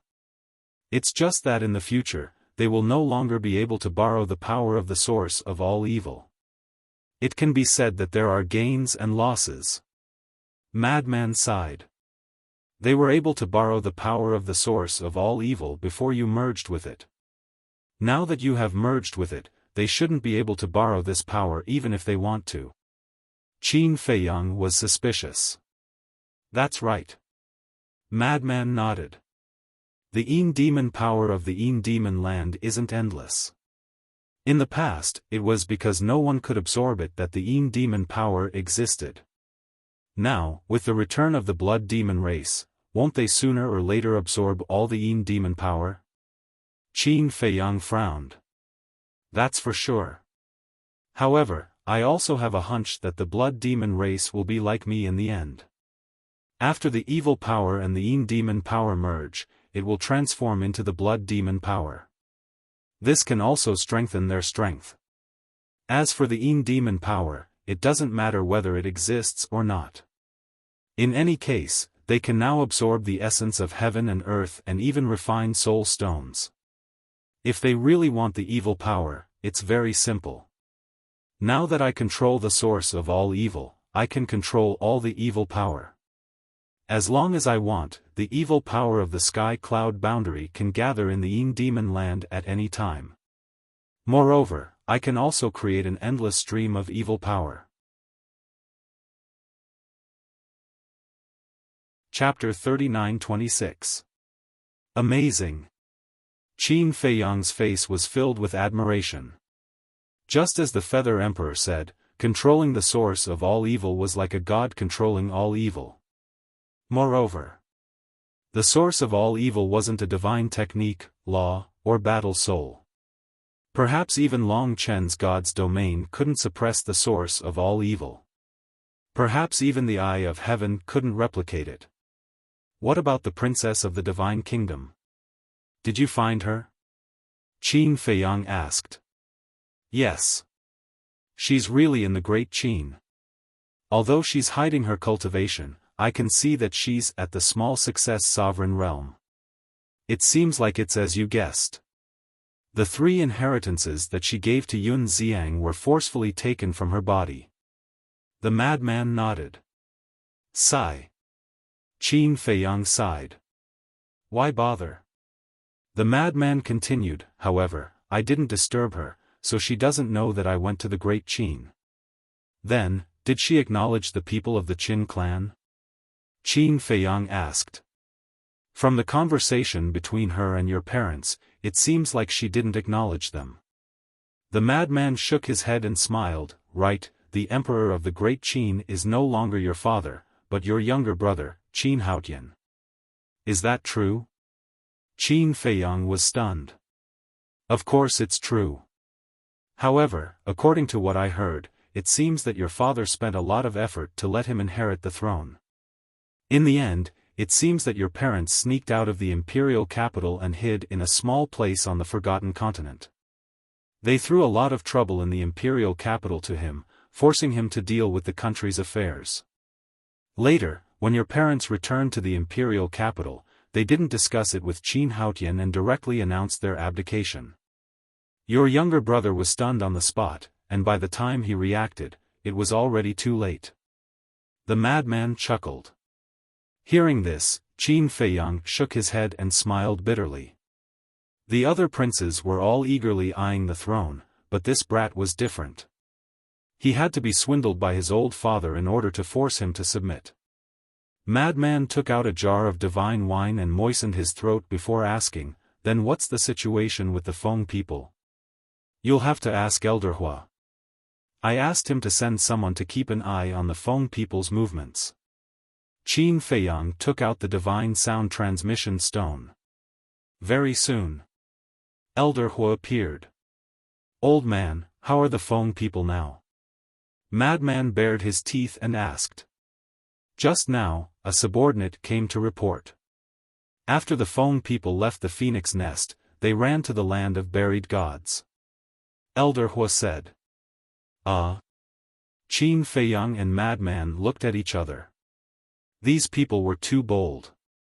They even dared to go to the land of buried gods. Didn't they know that the land of buried gods was now the battlefield between the Sky Cloud realm and the Divine Kingdom? Would they have gone to the land of buried gods unless they had no other choice? Elder Hua shook his head and smiled bitterly. He looked at Madman speechlessly and said, "Brat, don't you think that's a bit of a bad idea?" "They asked for it," Yi Zichen said. "I want to see how long they can last." Madman smiled disdainfully. "They can't hold on anymore. Hua Dahong personally came to the Demon Palace to ask about your whereabouts. His attitude is so humble that even this old man is a bit flattered." Elder Hua shook his head. "I'll have to talk to you about this." Madman seriously looked at Elder Hua and said, "Right now, you have us as your backers. It is only right for him to be humble before you." Elder Hua was stunned. He shook his head and laughed. It was really like the old saying, 30 years in the east, 30 years in the west. Back then, the Demon Palace was the backing of Qin Feiyang and Madman. Now, Qin Feiyang and Madman had become the backing of the Demon Palace. This also reflected a principle: good people will be rewarded. If it wasn't for them helping Qin Feiyang and the others back then, how could they have their current status in the Sky Cloud realm? Even the dragons and Qilins had to be polite when they saw them now. Boom! Madman wanted to say something, but a terrifying aura suddenly appeared outside. Qin Feiyang and Madman quickly looked at the scene in front of them. The source of the aura came from the door of the Divine Kingdom. "What's wrong?" Elder Hua was surprised. "Someone from the Divine Kingdom came. Let's talk later." Qin Feiyang replied and turned off the sound transmission god stone. This aura was a bit familiar. It seemed to be the purple gold divine dragon that fought against the Blood Demon King. As the aura became more obvious and stronger, Qin Feiyang was finally sure that it was this person. At the same time, Madman also stared at the door of the Divine Kingdom. Although he hadn't officially seen this person with his own eyes, he could recognize this aura after he recovered his memories. Shua. A few seconds later, a middle-aged man walked out of the door of the Divine Kingdom. He wore a purple gold robe and his eyes were filled with anger and killing intent. As soon as he appeared, he shouted, "Madman Mo, get over here right now." His voice was like a bell that resounded in all directions. Qin Feiyang looked at Madman in shock and said, "He's here specifically for you?" "Great, I also want to meet him. Let's see how much he's improved after all these years." Madman chuckled. Qin Feiyang shook his head and laughed. With a wave of his hand, Madman immediately appeared outside. He looked up at the middle-aged man and laughed. "Why are you looking for me?" The middle-aged man looked down at Madman. "He's actually hiding in the core area?" Madman stepped out and landed in front of the middle-aged man. The middle-aged man looked at Madman and muttered, "Apart from your looks, you really look like him." "Look like who?" Madman smiled playfully. "Blood Demon King." The middle-aged man said word by word in a deep voice. "Who are you to Blood Demon King?" Madman suddenly realized and said jokingly, "Take a guess." This person must have learned of his methods from the mouth of the god race woman, so he came to the sky cloud realm to question him. From this, it could be seen. This person also hated his previous life's Blood Demon King to the extreme. Not interested. The middle-aged man shook his head. His eyes were aggressive. "On the contrary, I'm very interested in you. Make your move. The geniuses of your divine kingdom have been challenging people of our sky cloud realm for half a year, not even letting off the older generation. Now, I'm going to challenge you, old bastard." Madman snickered. "Courting death." The middle-aged man's eyes turned cold. "Don't worry, I won't say you broke the agreement." Madman's face was full of provocation. "Good." The middle-aged man waved his hand. Accompanied by the emergence of the law of space and time, a river of stars with the power to destroy the world poured down from the sky. "Don't hold back. Take out your full strength. You can even take out your sovereign weapon." Madman laughed. The law of space and time, the law of destruction, the law of thunder, and the law of slaughter, the four ultimate mysteries were all activated in an instant. The aura of destruction suddenly roared in the sky above the core area. "Sure enough, you have mastered the four ultimate mysteries." The middle-aged man was shocked. When he heard the words of the god race woman, he still didn't believe it. Four ultimate mysteries, even in the divine kingdom, would make one a peerless monster. How could such a small place like the sky cloud realm give birth to such a monster? But he didn't expect it to be true. Boom! Without hesitation, the law of death and the law of slaughter surged out. Two ultimate mysteries appeared in an instant. Three ultimate mysteries? This is your growth over the years. Even those geniuses of the god race are about to surpass you. What face do you have to call yourself an older generation figure of the divine kingdom? Moreover, you are a purple gold divine dragon. Aren't you shaming the purple gold divine dragon clan? The madman laughed loudly, and the four ultimate mysteries attacked. When the man of the divine kingdom heard this, his face instantly turned gloomy to the extreme. The three ultimate mysteries shattered the sky and attacked madly. Boom! In an instant, the seven ultimate mysteries met. A wave of apocalyptic energy instantly surged in the core region. Facing absolute suppression, the three ultimate mysteries of the man of the divine kingdom shattered on the spot, and he spat out a mouthful of blood. Back then, the Blood Demon King actually died in the hands of trash like you. I really feel sorry for him. The madman laughed wildly, his face full of contempt. Who are you to the Blood Demon King? The man of the divine kingdom roared. Accompanied by a loud clang, a purple gold ancient palace appeared. It instantly grew to several hundred feet, like a mountain, emitting a monstrous divine aura. Looking at this sovereign weapon, the murderous intent in the madman's eyes intensified. Back then, it was this sovereign weapon that had heavily damaged the Blood Demon Tower. Roar! Accompanied by a beast-like roar, the madman's body surged with killing intent. In an instant, he turned into a giant.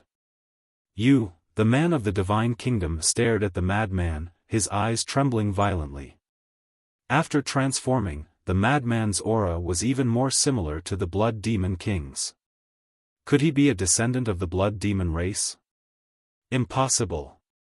The Blood Demon race was almost wiped out in the Nether King's hell. Moreover, as far as he knew, the Blood Demon King didn't have any descendants. Shatter for me. The madman laughed, and the mark of all evil appeared between his eyebrows. The giant hand covered the sky and grabbed at the ancient palace. As a sovereign weapon, the ancient palace felt a great sense of danger. Was this an illusion? Even the Blood Demon race couldn't pose a threat to a sovereign weapon. But soon, it knew what regret was. The madman's giant hand fell and grabbed it. The power of the source of all evil surged out. The first to be heavily injured was the artifact spirit, and it screamed on the spot. The source of all evil's power was all-pervasive as it crazily strangled the artifact spirit. What kind of power is this? The artifact spirit controlled its body and frantically struggled. However, no matter how hard it tried, it couldn't escape from the madman's palm. Even though it's a pity to destroy a sovereign weapon, you deserve to die. The madman smiled sinisterly, and his strength erupted without holding back. The ancient palace began to shatter. No, the artifact spirit roared. An aura of death shrouded over. How is this possible? This power is actually so similar to the power of the god race's mark? The middle-aged man was shocked. He activated his 3 ultimate profound and charged at the madman, trying to save the ancient palace. However, the madman didn't care about this at all. He raised his other arm and punched out. The source of all evil's power surged. With a loud bang, 2 of the 3 ultimate profound meanings were the ultimate profound meanings of the strongest laws. However, they couldn't withstand the power of the madman's punch at all and shattered on the spot. It was simply unstoppable. Chapter 39-27. It's really the same as the god race's mark. The middle-aged man's eyes trembled. What kind of power was this? How could it be so powerful? No, at the same time. Accompanied by a shrill scream, the ancient palace in the madman's hand was completely shattered, and the artifact spirit was also annihilated. A sovereign-level divine weapon was destroyed just like that. This scene was simply too shocking. Qin Feiyang, who was standing in the Black Tortoise realm, couldn't help but narrow his eyes. Was this the madman's current strength? There was no suspense. This guy was definitely the strongest person in the Sky Cloud realm. Just by relying on means alone, without the sovereign-level divine weapon, even Long Qin couldn't be the madman's opponent. If the 2 of you fought, who would be stronger? At this time, a voice sounded from the side. Qin Feiyang and Pei Dason were taken aback. They turned their heads and saw Fire Dance standing beside them. When did you come? I've been here for a while, but you were too engrossed in the battle and didn't notice me. Fire Dance shook her head and smiled. However, this battle was indeed exciting. To be honest, Pei Dason pondered for a moment, looked at Fire Dance and said seriously, I think the young master is still better. After all, the young master has 3,000 incarnations and the Eye of Heaven. The madman also has a blood eye. Fire Dance frowned. So what if it's a blood eye? It's useless against 3,000 incarnations. Pei Dason smiled proudly. That's true. Fire Dance nodded. Although the blood eye had the ability to petrify, facing Qin Feiyang's cultivation, it still needed a process. In other words, it couldn't be petrified instantly. As long as it couldn't be petrified instantly, Qin Feiyang could have 3,000 incarnations. The root of all evil's power was indeed powerful, able to suppress ultimate profound. However, what if it was 3,000 ultimate profound, or even 6,000 ultimate profound, or even 9,000 ultimate profound? Any kind of power had a limit. You could crush one ultimate profound, but it didn't mean that you could crush 10, 100, or even 1,000 ultimate profound. Anyway, no matter what, they are all monsters. Pei Dason smiled bitterly. The white-eyed wolf had deprived him of his cultivation base, his fighting soul, and his laws. The mad scientist controlled the source of all evil and possessed power that surpassed the ultimate profound. Moreover, he also had a terrifying fighting soul, the blood eye. Qin Feiyang, 3,000 incarnations, the eye of heaven, and the laws of life. There was also Long Chen, who possessed a domain of divinity and an intermediate dominator divine armament. Furthermore, his strength was currently unfathomable. Of these four, any one of them was an existence that made people tremble in fear. I agree with that. Fire Dance nodded. It's so stressful to be with these monsters. You guys are too imaginative. I don't know about Long Chen, but between senior brother Feng Zi and the white-eyed wolf, we will never be able to fight, so there is no such thing as who is stronger and who is weaker. Qin Feiyang looked at the two of them speechlessly, then continued to look at the battlefield outside. The sovereign weapon, Gu Palace, was enough to declare the destruction of both its soul and body. With the destruction of Gu Palace, the hatred on the mad scientist's shoulders seemed to have lessened by a lot. The obsession left behind in his previous life was this person in front of him and this sovereign weapon. As long as he could kill this person and destroy this sovereign weapon, he could finally give an explanation to his clansmen who died in the battle back then.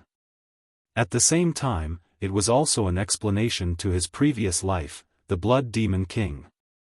Terrifying, it's really too terrifying. The man from the Divine Kingdom turned pale. He originally thought that the Blood Demon clan had been wiped out back then, but he didn't expect that such a terrifying young man still existed in this world. He was many times stronger than the Blood Demon King back then. Whoosh! Suddenly, he turned around abruptly and rushed toward the door of the Divine Kingdom without looking back. Ji Yunhai, are you trying to escape?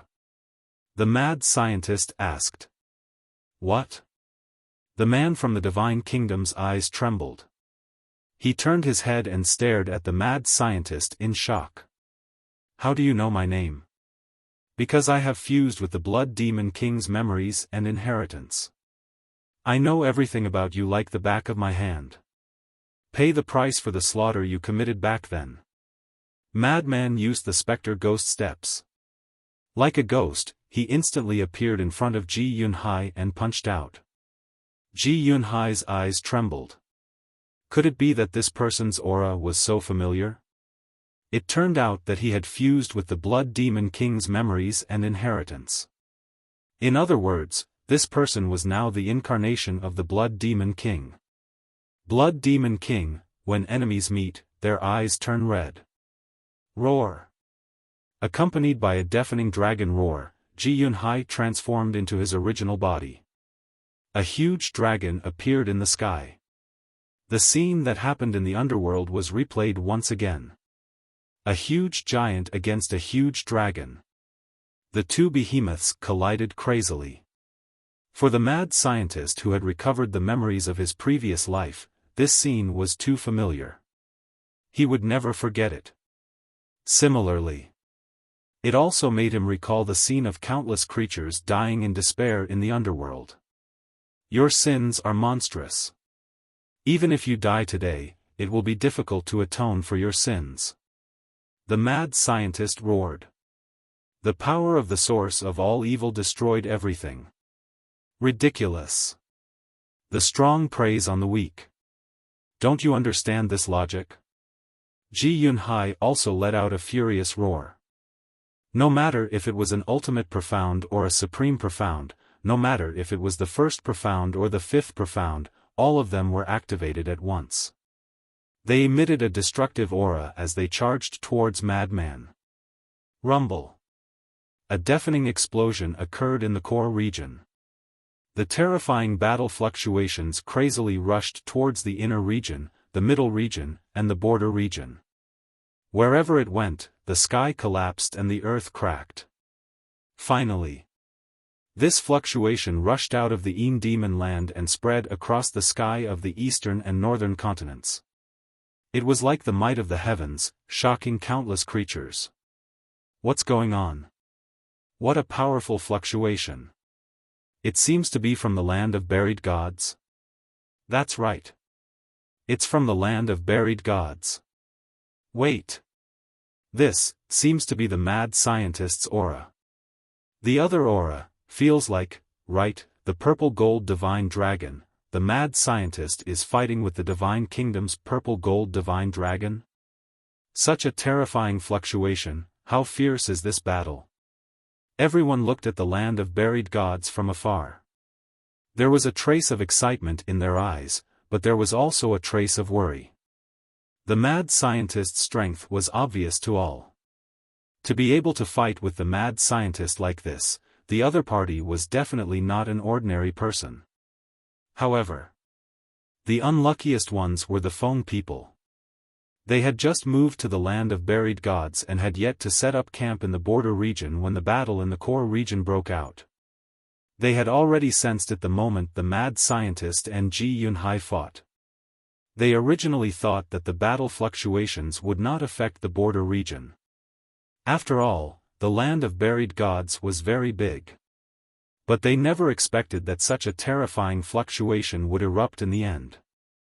The older generation of the Feng people were still fine. After all, they were so far away and could barely withstand the battle fluctuations. But the young people of the Feng people were almost instantly injured. They had no choice.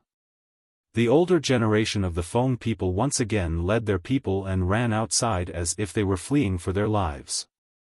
They were really like a rat crossing the street. In a sorry state and pitiful state. The core region. The wind whistled and waves of air surged. At the center of the battlefield, the mad scientist was like a demon king, his aura swallowing heaven and earth. His fist shattered all the profound laws and directly smashed towards Ji Yunhai's head. This is the difference between you and me. Go repent in hell. The mad scientist smiled coldly. Seeing that mountain-like giant about to land on Ji Yunhai's head, Ji Yunhai suddenly smiled sinisterly. The one who is going to hell is not me, it's you. Boom. As his voice fell, a destructive aura rushed out from Ji Yunhai's dragon body. Self-destruction. You left your divine soul in the divine kingdom? The mad scientist raised his eyebrows. Otherwise, how would this person dare to self-destruct? Go to hell. Ji Yunhai's face revealed an extremely terrifying malevolence. His physical body instantly exploded in the void, and a wave of world-destroying power surged out like a tide, covering the sky and covering the earth as it surged out in all directions. The mark of all evil between the mad scientist's eyebrows erupted with dazzling blood light. It seemed like he was preparing to face this fluctuation head-on. But at this moment, Qin Feiyang and Fire Dance appeared. Fire Dance waved her hand, and 11 sovereign divine weapons appeared. They immediately condensed into a huge barrier that enveloped the mad scientist. The mad scientist was stunned. He looked at Qin Feiyang and Fire Dance with displeasure and said, "Aren't you two meddling in other people's business? Good intentions don't get rewarded?" Fire Dance raised her eyebrows in dissatisfaction. "I know you're very strong now, but there's no need to take such a risk." Qin Feiyang shook his head. "You finally admit that I'm stronger than you now?" The mad scientist laughed proudly. "Shameless." Qin Feiyang rolled his eyes. He looked up at the Divine Kingdom's gate with a regretful expression. It was a pity that Ji Yunhai left his divine soul in the Divine Kingdom. Otherwise, the ending would be perfect. No need to feel regretful. If I can kill him once, I can kill him a second time in the future. Let's talk about it later.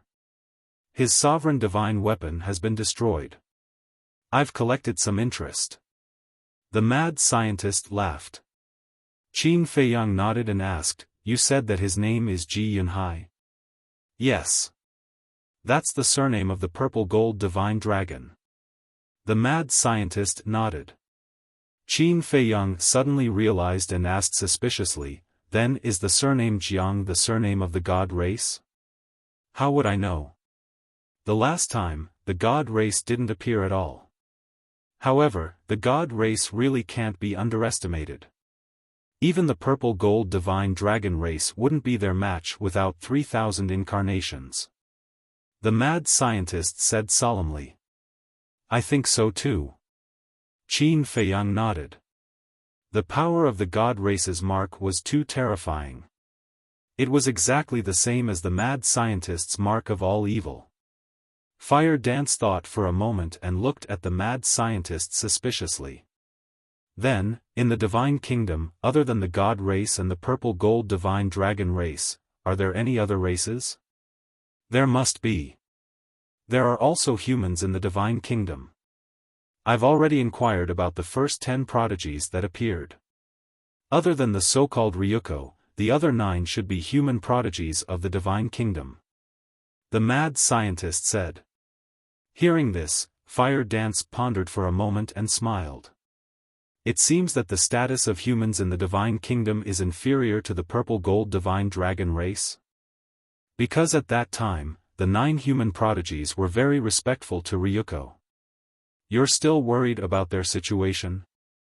Back then, it was these damned people who crazily invaded our sky cloud realm with the purple gold divine dragon race.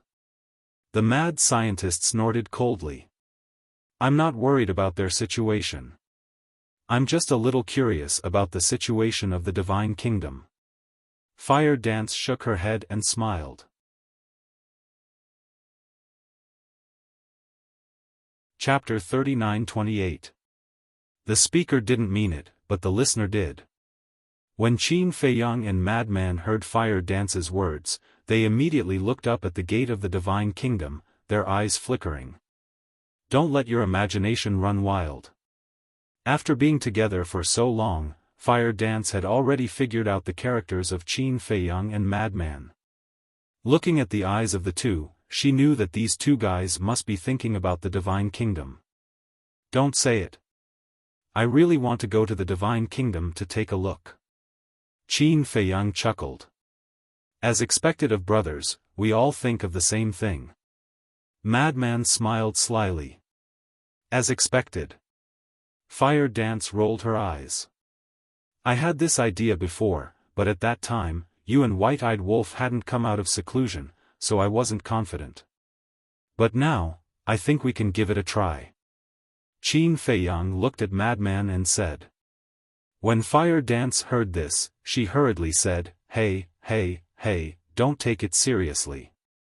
But the two turned a deaf ear and discussed enthusiastically. Just us and Brother Wolf shouldn't be enough. How about we call Long Chen and Long Qin? Madman smiled slyly. Good idea. Dragging the siblings into the water is tantamount to tying up the ice dragon. Qin Feiyang nodded. That's right. If anything happens to the siblings in the divine kingdom, I don't believe that ice dragon will sit back and do nothing. It's best to call that mysterious young man as well. That guy's strength is unfathomable. He will definitely be of great help. Makes sense. But where can we find this young man now? What's so difficult about this? With our current status in the sky cloud realm, we just need to casually give an order, and the people of the 4 continents will help us find him. Listening to the conversation between the two, Fire Dance couldn't help but rub her forehead. Why was it so troublesome? Wasn't he comfortable staying in the sky cloud realm to defend? Why did he have to go to the divine kingdom to take this risk? Besides, would the Lord of the divine kingdom let you enter the divine kingdom? Don't joke around. A person like the king of the divine kingdom would only allow himself to invade other continents, but would never allow anyone to invade his territory. Madman suddenly looked up at Fire Dance and asked, "Why are you still here?" Fire Dance was stunned. What did he mean by that? She had been standing by the side the whole time, didn't she see? He dared to treat her as heir. What I mean is that the Feng people are in the land of buried gods. Aren't you going to see them? The madman smirked. My love has not overflowed to the point of sympathizing with those who once hurt me.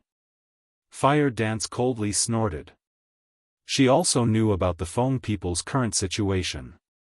When Qin Feiyang and the mad scientist sent a message to Elder Hua, she was watching from the tea garden. Ah! Madman looked at Fire Dance in surprise. Now, this woman's performance really made people look at her in a new light. Anyway, for now, I have to help keep an eye on you. Don't do anything stupid. Fire Dance said expressionlessly. What do you know? We can't beat the Divine Kingdom if we keep passively defending like this. Because if you drive away a group of people, they will soon send another group. So, we have to find a way to take the initiative to attack. Madman rolled his eyes at her. But we can't just charge into the Divine Kingdom. Fire Dance angrily glared at Madman, then thought for a moment and said, if you want to go, fine, but let me tell you, don't drag my husband into it. You haven't even married yet, and you're already talking about my husband.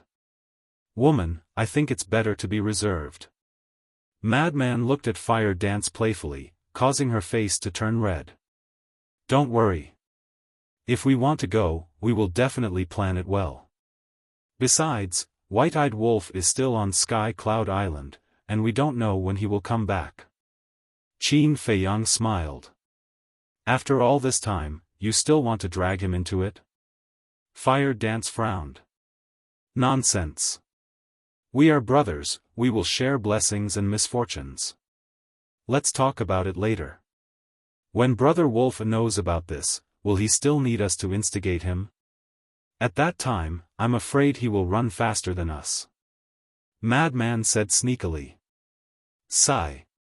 I can only say that he is careless in making friends. Fire Dance sighed helplessly. You are just jealous of the friendship between us brothers. Madman laughed loudly. I'm jealous, so what? Anyway, he has a family now. Shouldn't you think about me, his family? Fire Dance immediately pouted in a fit of pique. Don't worry about this. I will never let you be a widow. Madman bared his teeth. Damn Madman, what are you talking about? Fire Dance gnashed her teeth in anger. Still embarrassed?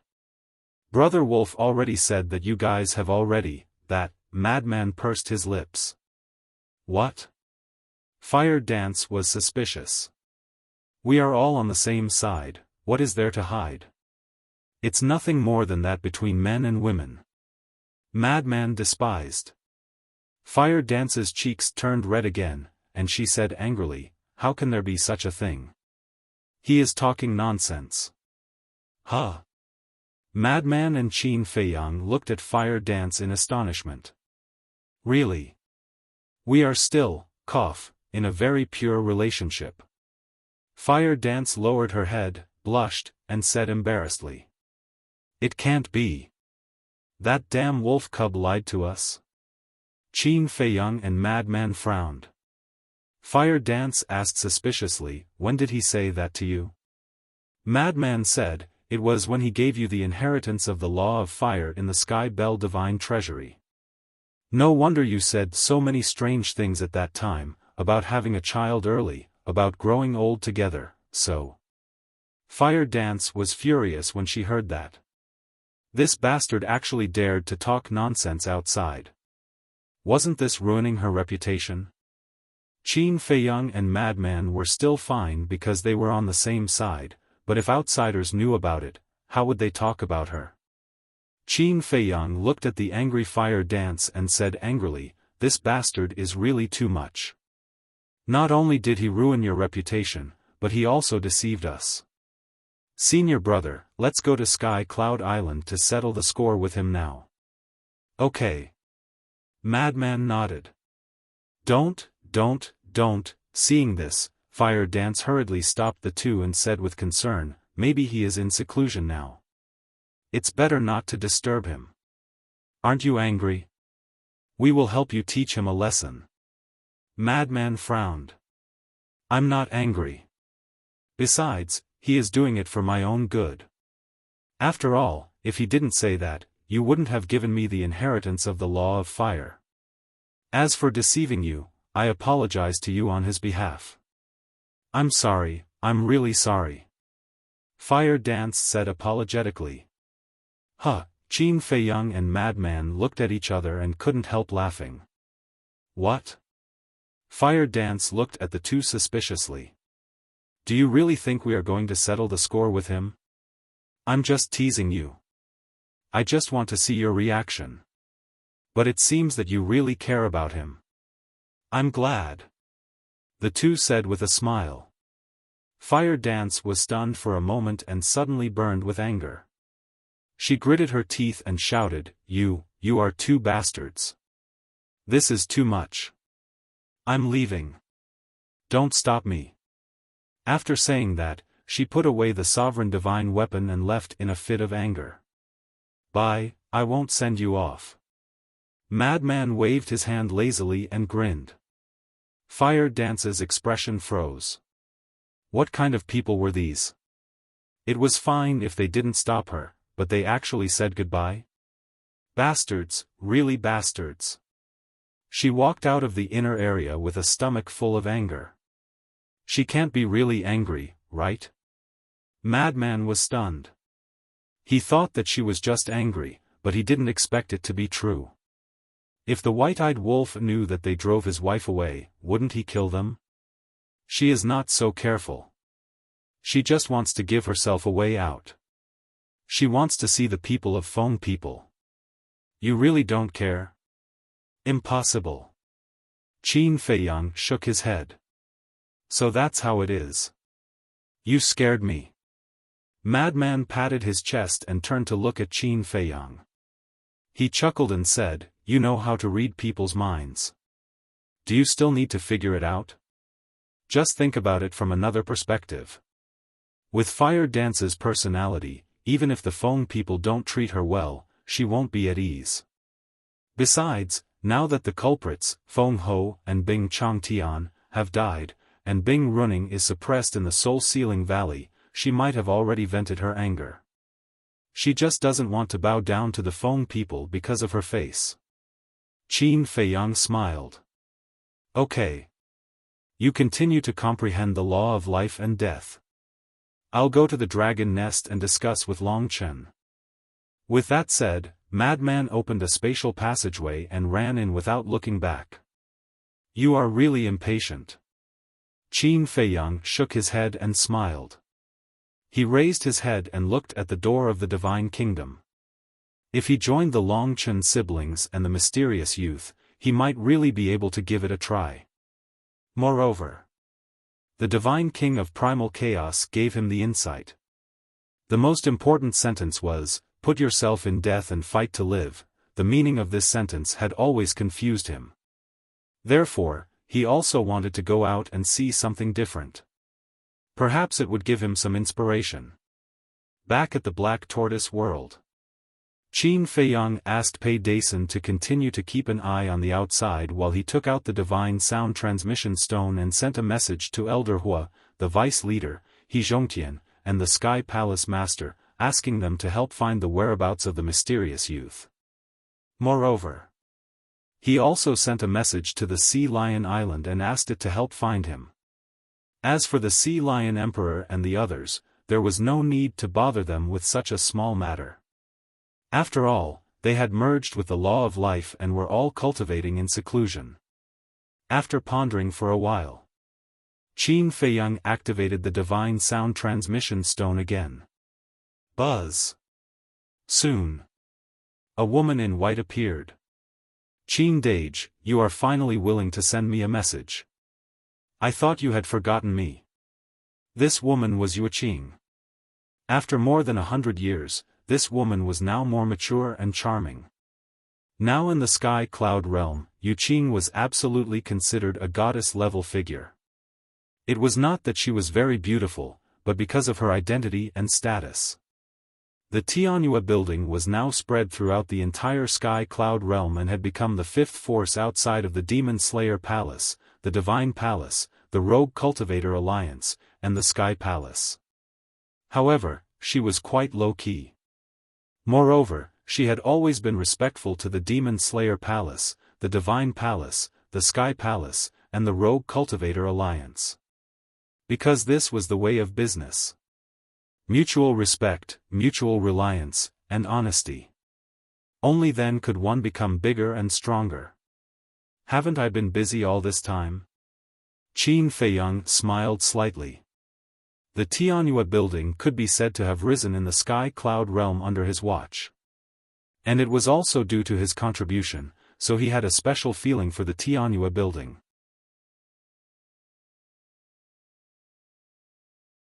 Chapter 39-29. I know. I'm busy fighting with the Divine Kingdom. I have to thank you heroes who are fighting on the front line.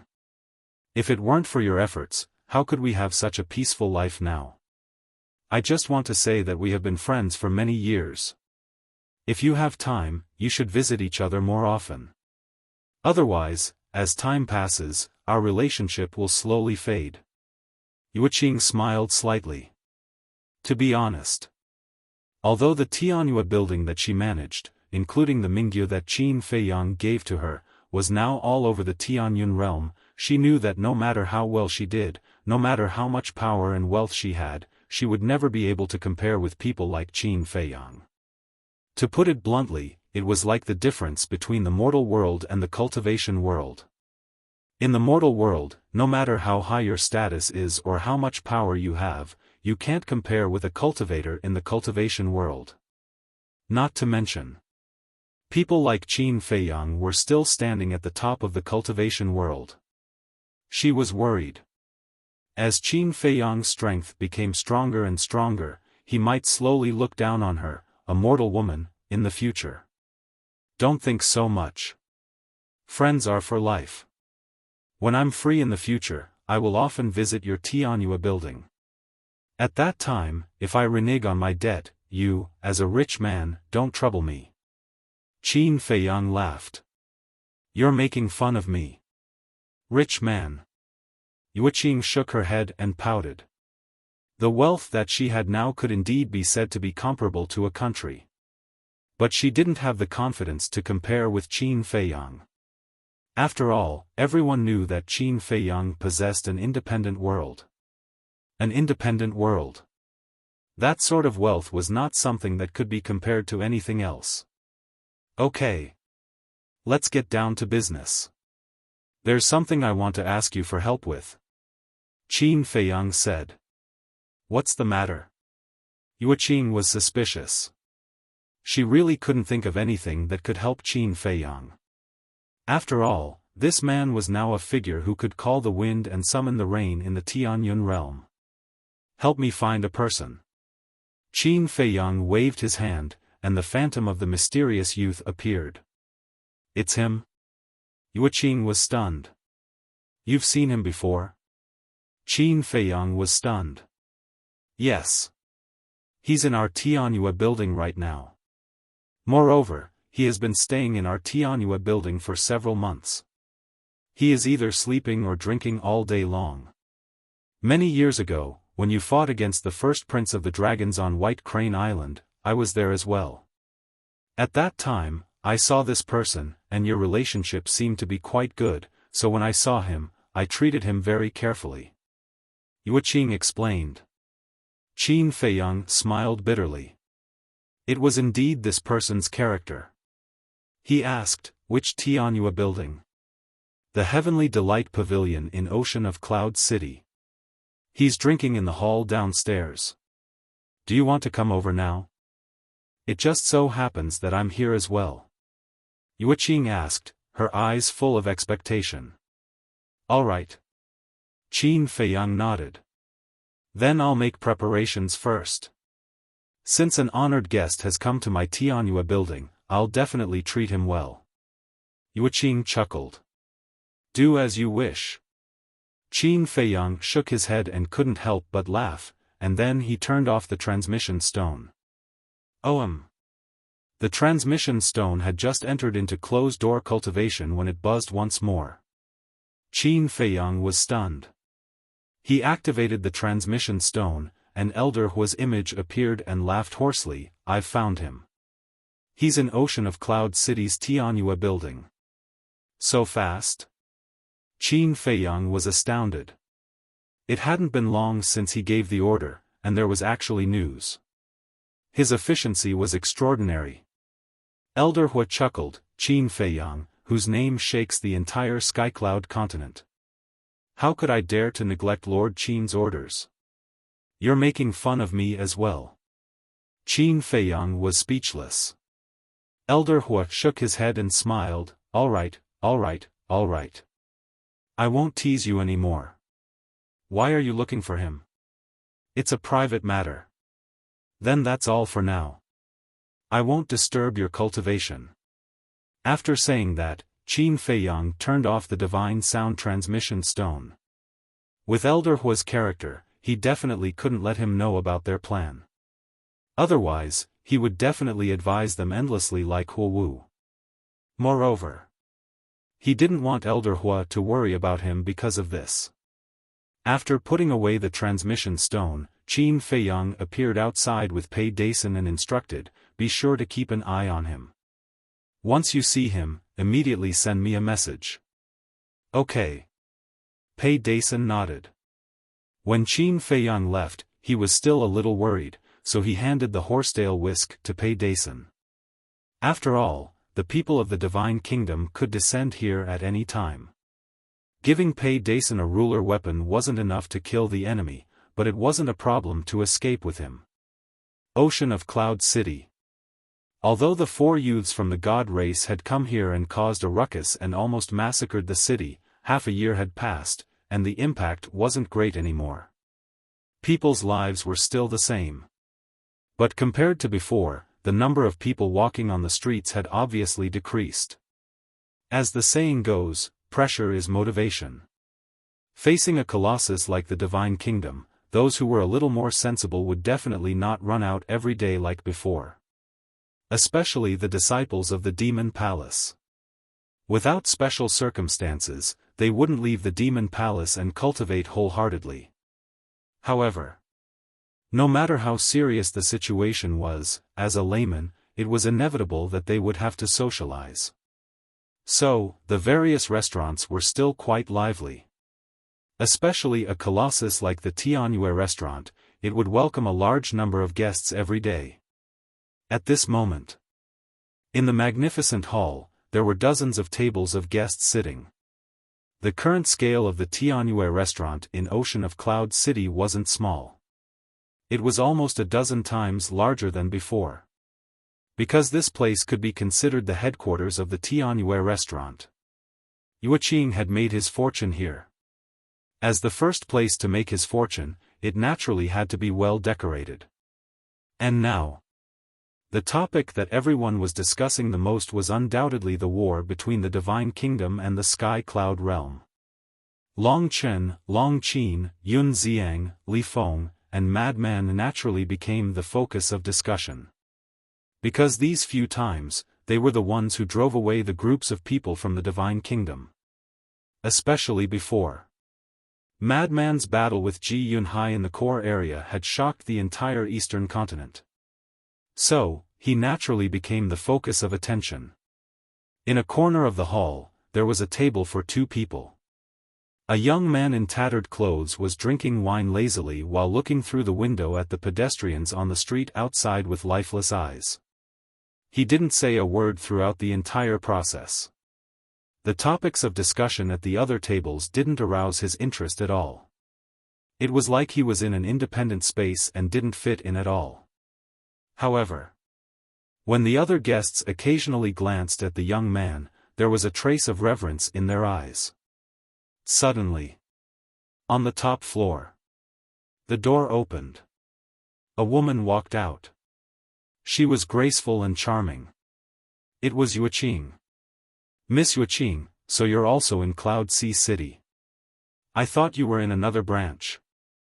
It's really rare to see a benefactor like you. When Yuqing arrived at the hall, familiar people greeted her one after another. How am I a benefactor?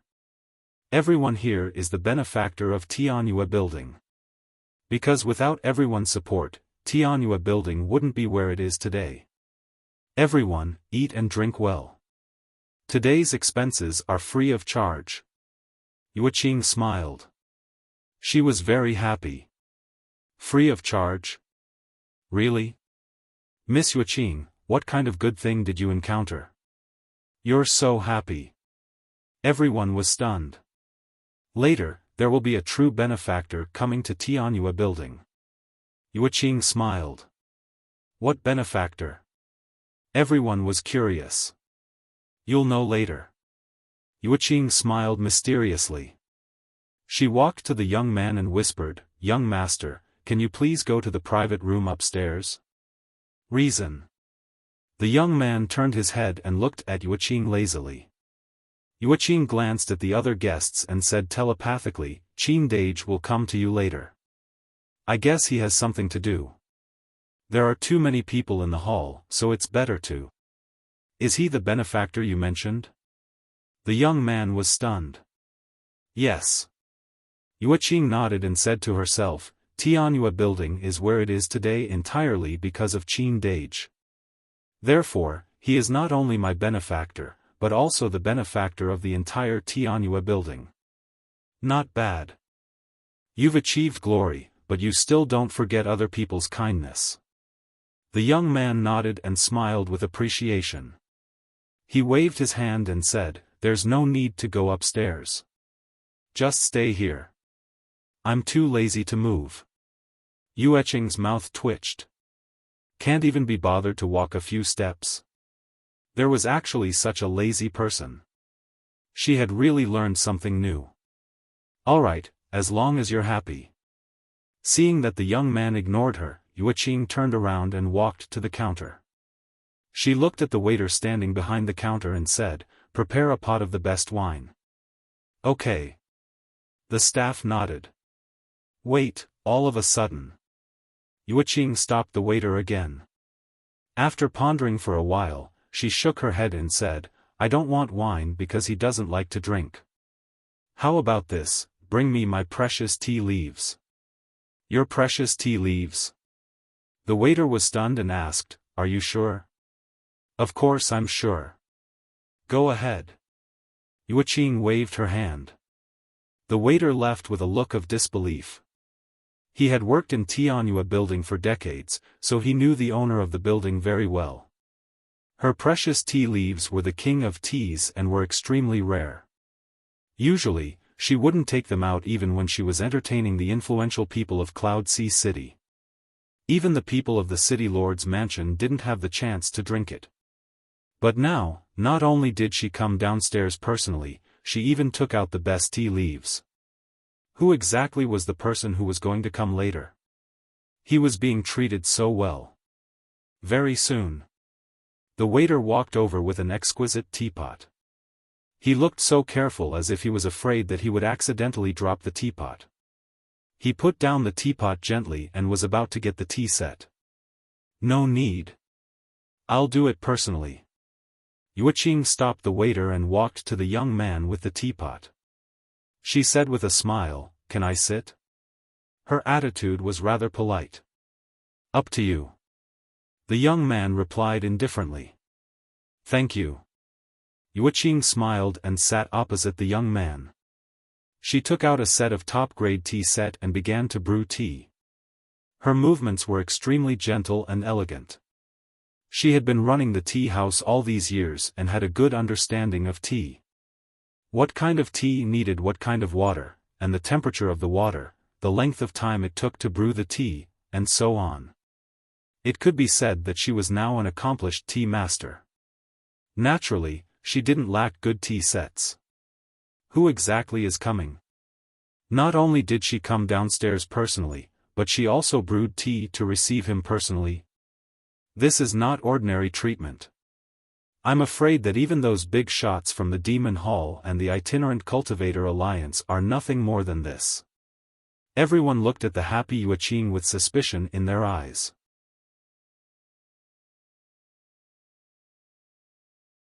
Chapter 39-30. Tianyue restaurant slowly quieted down. The rich tea fragrance quickly covered the wine fragrance in the hall. It was obvious that these were not ordinary tea leaves. Everyone drank as they silently stared at the door, waiting for the so-called nobleman. Time passed quietly. Suddenly, a figure appeared out of thin air outside the door. This person was wearing a fitting white robe. He was tall and slender, and had an extraordinary temperament. There was a faint smile on his face, which made people feel close to him. At this moment, not only the guests in the hall, but even the pedestrians on the street immediately stopped and looked at the white-robed young man. At first, there was a trace of surprise in everyone's eyes. Were their eyes playing tricks on them? Why would he appear in Cloud Sea City? After all, with this person's current status, a casual word from him could shake the sky cloud realm. If there was anything, he only needed to give the order. There was no need for him to do it personally. However, when they rubbed their eyes hard and looked again, they found that it was indeed the man they knew. Qin Feiyang. So he came to Tianyue restaurant. Could Yuqing be so happy? Everyone came to a realization. Everyone knew that Tianyue restaurant relied on the Itinerant Cultivator Alliance and the Demon Palace to develop. All of this was naturally related to Qin Feiyang. Later, Tianyue restaurant gradually entered the Western continent, Northern continent, and Southern continent. It also received the care of the Itinerant Cultivator Alliance, the Demon Palace, and the Sky Palace. This was also related to Qin Feiyang. Although Qin Feiyang rarely appeared in Tianyue restaurant, and although the owners of Tianyue restaurant were Yuqing and Yi Miao, everyone knew that the man behind Tianyue restaurant was actually Qin Feiyang. There were also some rumors in the secular world. Some said that the real owner behind Tianyue restaurant, it was actually Qin Feiyang. Some said that Yuqing and Yi Miao were Qin Feiyang's relatives. Some even said that the two women were Qin Feiyang's confidants. In short, there were different opinions. However, what could be confirmed? The relationship between Qin Feiyang and Yuqing was definitely not ordinary. Otherwise, why would he take such good care of Tianyue restaurant? Qin Dage. Yuqing also hurriedly got up to greet him. The smile on her face? It was as brilliant as a blooming flower. Yes. Qin Feiyang nodded. He entered Tianyue building. The dozens of tables inside? They immediately stood up, their faces filled with reverence. Everyone, don't be nervous. I just came to see an old friend. Qin Feiyang smiled amiably. He swept his gaze across the hall before making his way toward the young man. Everyone smiled bitterly. How could he not be nervous? Why don't you take a look at your current status in the sky cloud realm? However, speaking of which, just how strong was this person now? Ever since he returned from the Heavenly Bell Divine Treasure, he had never seen this person make a move. Compared to the current golden-winged wolf king, a madman? Long Chen, Long Qin, Li Feng, Yun Xiang and the others? Who was stronger? Yuqing followed him. She smiled and said, Qin Dage, the tea is ready. Try it and see how it tastes. If you don't like it, I'll change it. Qin Feiyang sat opposite the young man. He picked up the teacup that had been filled with tea. He put it on the tip of his nose and smelled it. The tea assailed his nose and made his mouth salivate. Immediately, he tasted it again. The taste of the tea was very smooth, without any bitterness. It also had a hint of sweetness and fragrance. Not bad. It can compete with the Yu Lu Longjing and the Tian Xian Lu. Qin Feiyang nodded and smiled.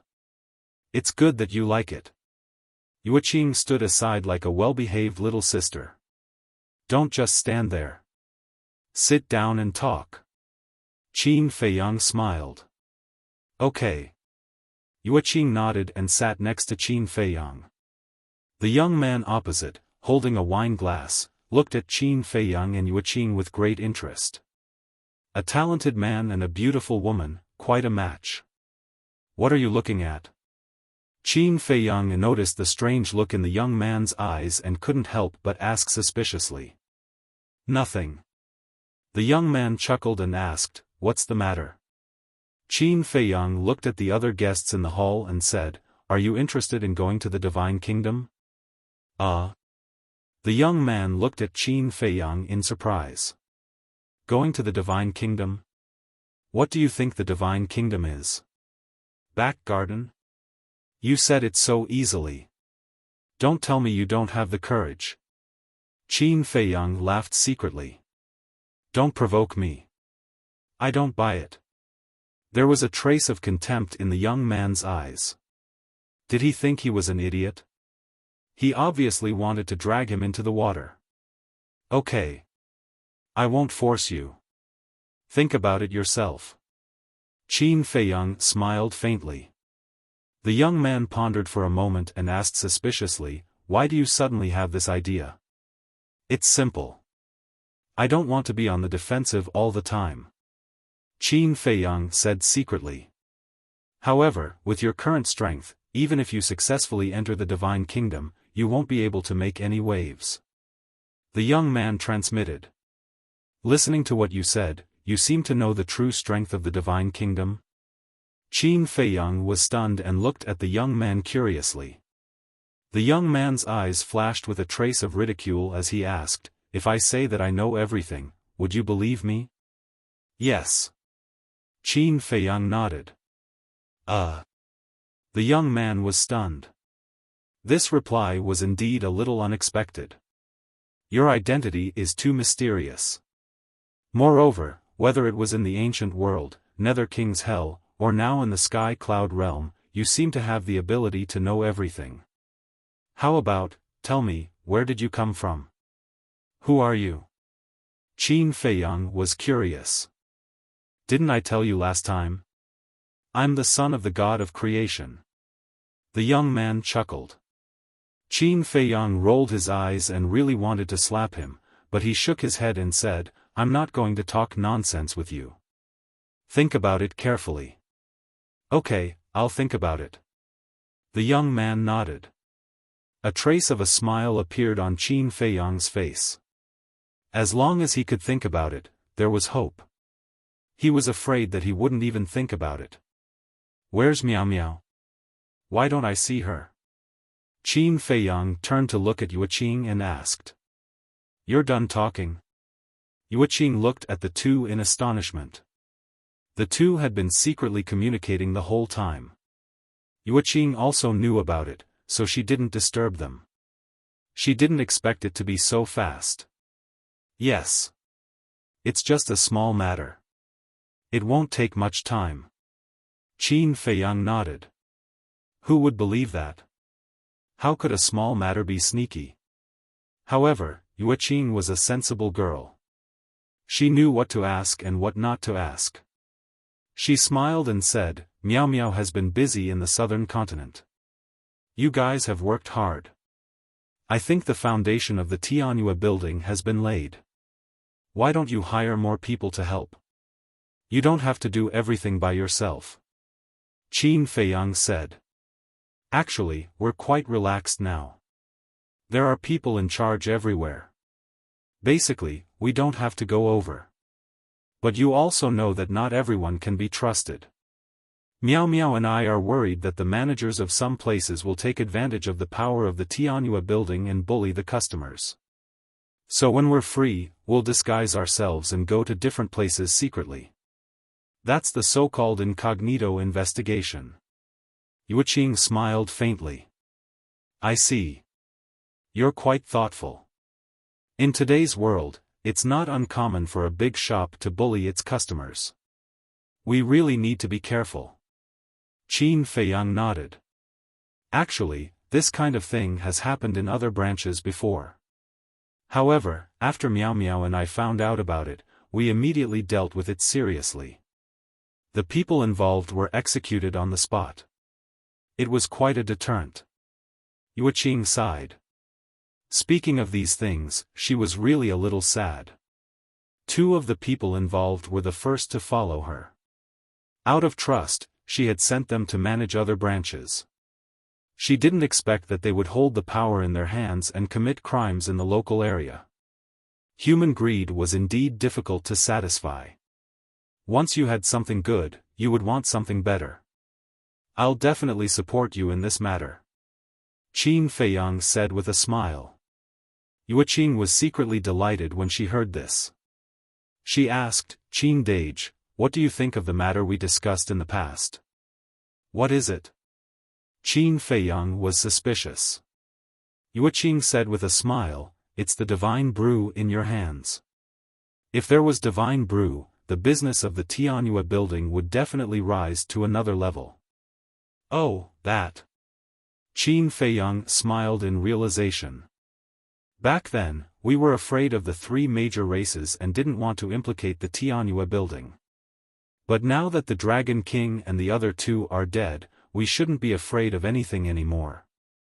Yueqing looked at Qin Feiyang expectantly. Okay. Qin Feiyang nodded. Thank you, Qin Dage. When the time comes, I'll give you all the profits. Yueqing was pleasantly surprised. All of it? Qin Feiyang was slightly taken aback and asked suspiciously, then what are you earning? I'm earning fame. With the divine brew, the reputation of the Tianyue building will definitely be greater than before. The greater the reputation, the better the business, and naturally, the more money we will earn in the future. Yueqing said with a smile. You really know how to do business. Qin Feiyang shook his head and smiled. Then, he waved his hand and said, forget about the profits. Just take it as my sponsorship. How embarrassing is that? Yueqing said hurriedly. It's nothing. We're friends. Besides, do I lack that little bit of profit? Qin Feiyang smiled. That's true. Yueqing nodded. With Qin Feiyang's strength, he didn't need this little bit of wealth at all. Moreover, these worldly wealth didn't mean much to him anymore. How about this? You help me collect divine arts. Any grade is fine, but you must buy them at a reasonable price. You can't take them by force. Qin Feiyang thought for a while and said. What do you need divine arts for? Yueqing was suspicious. It's not for me, it's for the beings of the Black Tortoise world. Although I've obtained many divine arts from killing enemies in the past, the number of beings of the Black Tortoise world is increasing day by day. They are my people. Of course, I have to help them. Qin Feiyang smiled. So that's how it is. Yueqing was enlightened and said enviously, the beings of the Black Tortoise world are really lucky to have met a good person like Qin Dage. No, no, no. You're saying the opposite. I'm lucky to have met them. They are the greatest blessing of my generation. Qin Feiyang waved his hand. Something delayed me today. The remaining 2 chapters will be released at 11 o'clock.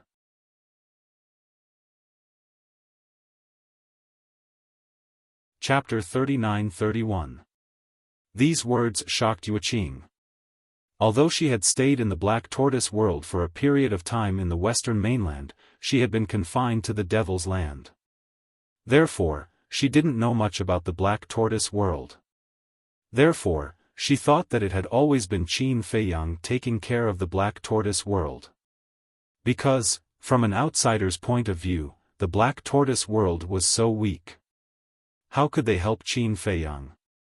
Moreover, in these years, other than Qin Feiyang himself, the Madman, and the Golden-Winged Wolf King, they hadn't seen any Black Tortoise world creatures come out to fight.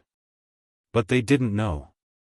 Every time Qin Feiyang opened the slaughter domain, the fresh blood he absorbed was freely contributed by the Black Tortoise World creatures. Although Qin Feiyang had grasped the karma law's ultimate and the life and death law's ultimate mysteries, and his eye of heaven had evolved and wouldn't easily open the slaughter domain, it had helped Qin Feiyang defeat countless strong enemies in the past. Standing behind him and silently supporting him were the beings of the Black Tortoise realm. Therefore, he had secretly vowed countless times that he wouldn't mistreat these cute creatures in the future. In any case, the more divine arts the better.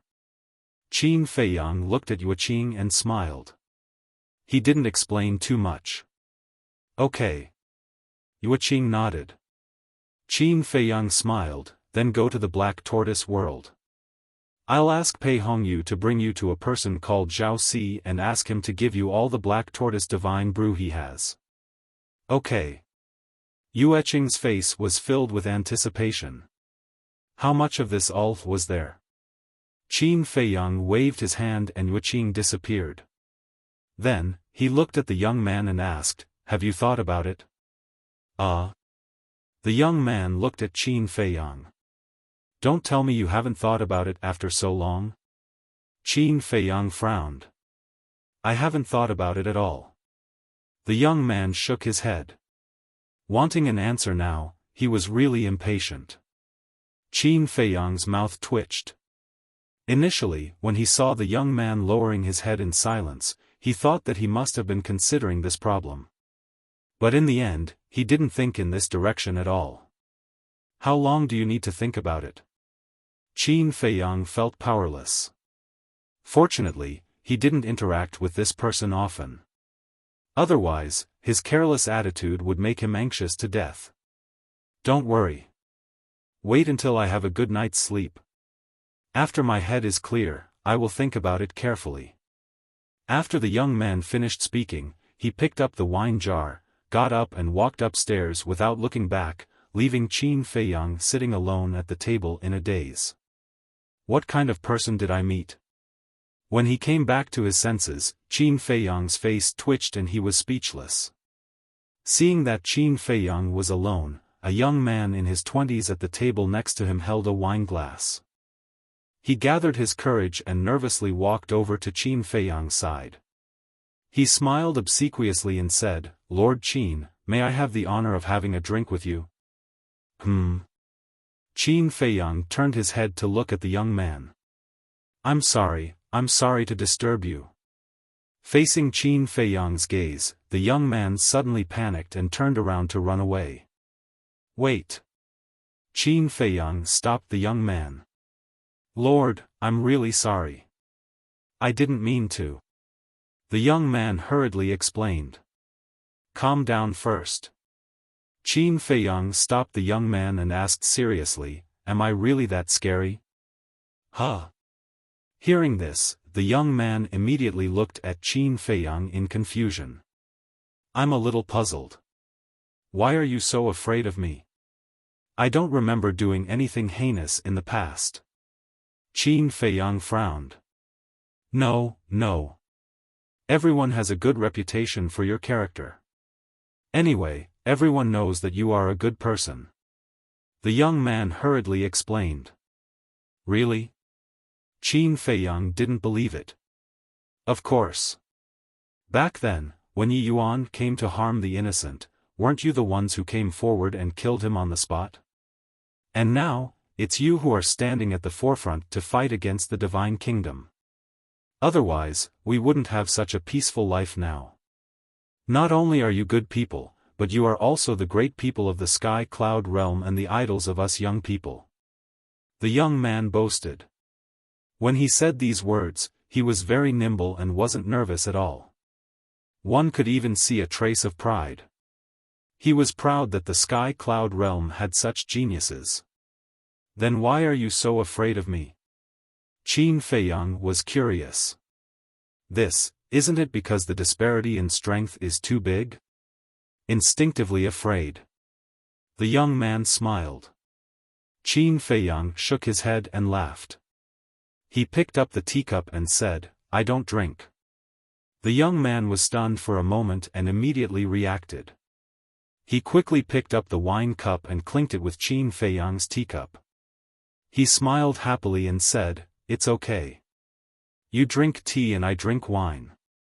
It turned out that this person wasn't that difficult to get along with. Land of Buried Gods. Outside the entrance. At this moment, the Feng people, from the reclusive old antiques to the women and children, gathered together and looked at the land of buried gods. Their faces were full of fear. This place couldn't be entered at all. Not to mention recuperating here. Fortunately, the battle not long ago happened in the core area. If it happened in the inner area or even the central area, the terrifying battle fluctuations were enough to kill them in minutes. I don't want to go in again. Elders, ancestors, I beg you, please find a safe place for us. We don't dare to expect anything else. As long as we can be safe, it's fine. Many people were full of despair at this moment. Some even knelt on the ground and cried. Looking at the desperate people in front of them, the group of old antiques was also extremely painful. They also wanted to find a safe place, but could they find it? The Feather Emperor went to beg. The Blood Ancestor went to beg. The Little Rabbit went to beg. The Kirin clan also went to beg. But no force was willing to give them a place. The Sky Cloud realm was so big, but there was no place for the Feng people. They were also desperate. But things had come to this, what could they do? At the same time, not far away, on a mountain peak, Fire Dance stood on the edge of the cliff and looked at the helpless faces. Her expression was incomparably complicated. If back then, if one of these people could stand up for her, she wouldn't have left the Feng people sadly. She did not feel guilty about the current phoenixes, nor did she blame herself. Because they only had themselves to blame. But, after all, they were all her people. Blood was thicker than water. Seeing the Feng people fall to this point, especially those helpless children, she couldn't bear it. No. I can't be so merciful anymore. When I left, no one asked me to stay, and no one stood up for me. Now, do I have to sympathize with them? I should be happy about their fate today. Fire Dance quickly killed the sympathy in her heart and turned to leave. But at this moment, a teenager saw her and exclaimed, "It's Sister Fire Dance." Fire Dance.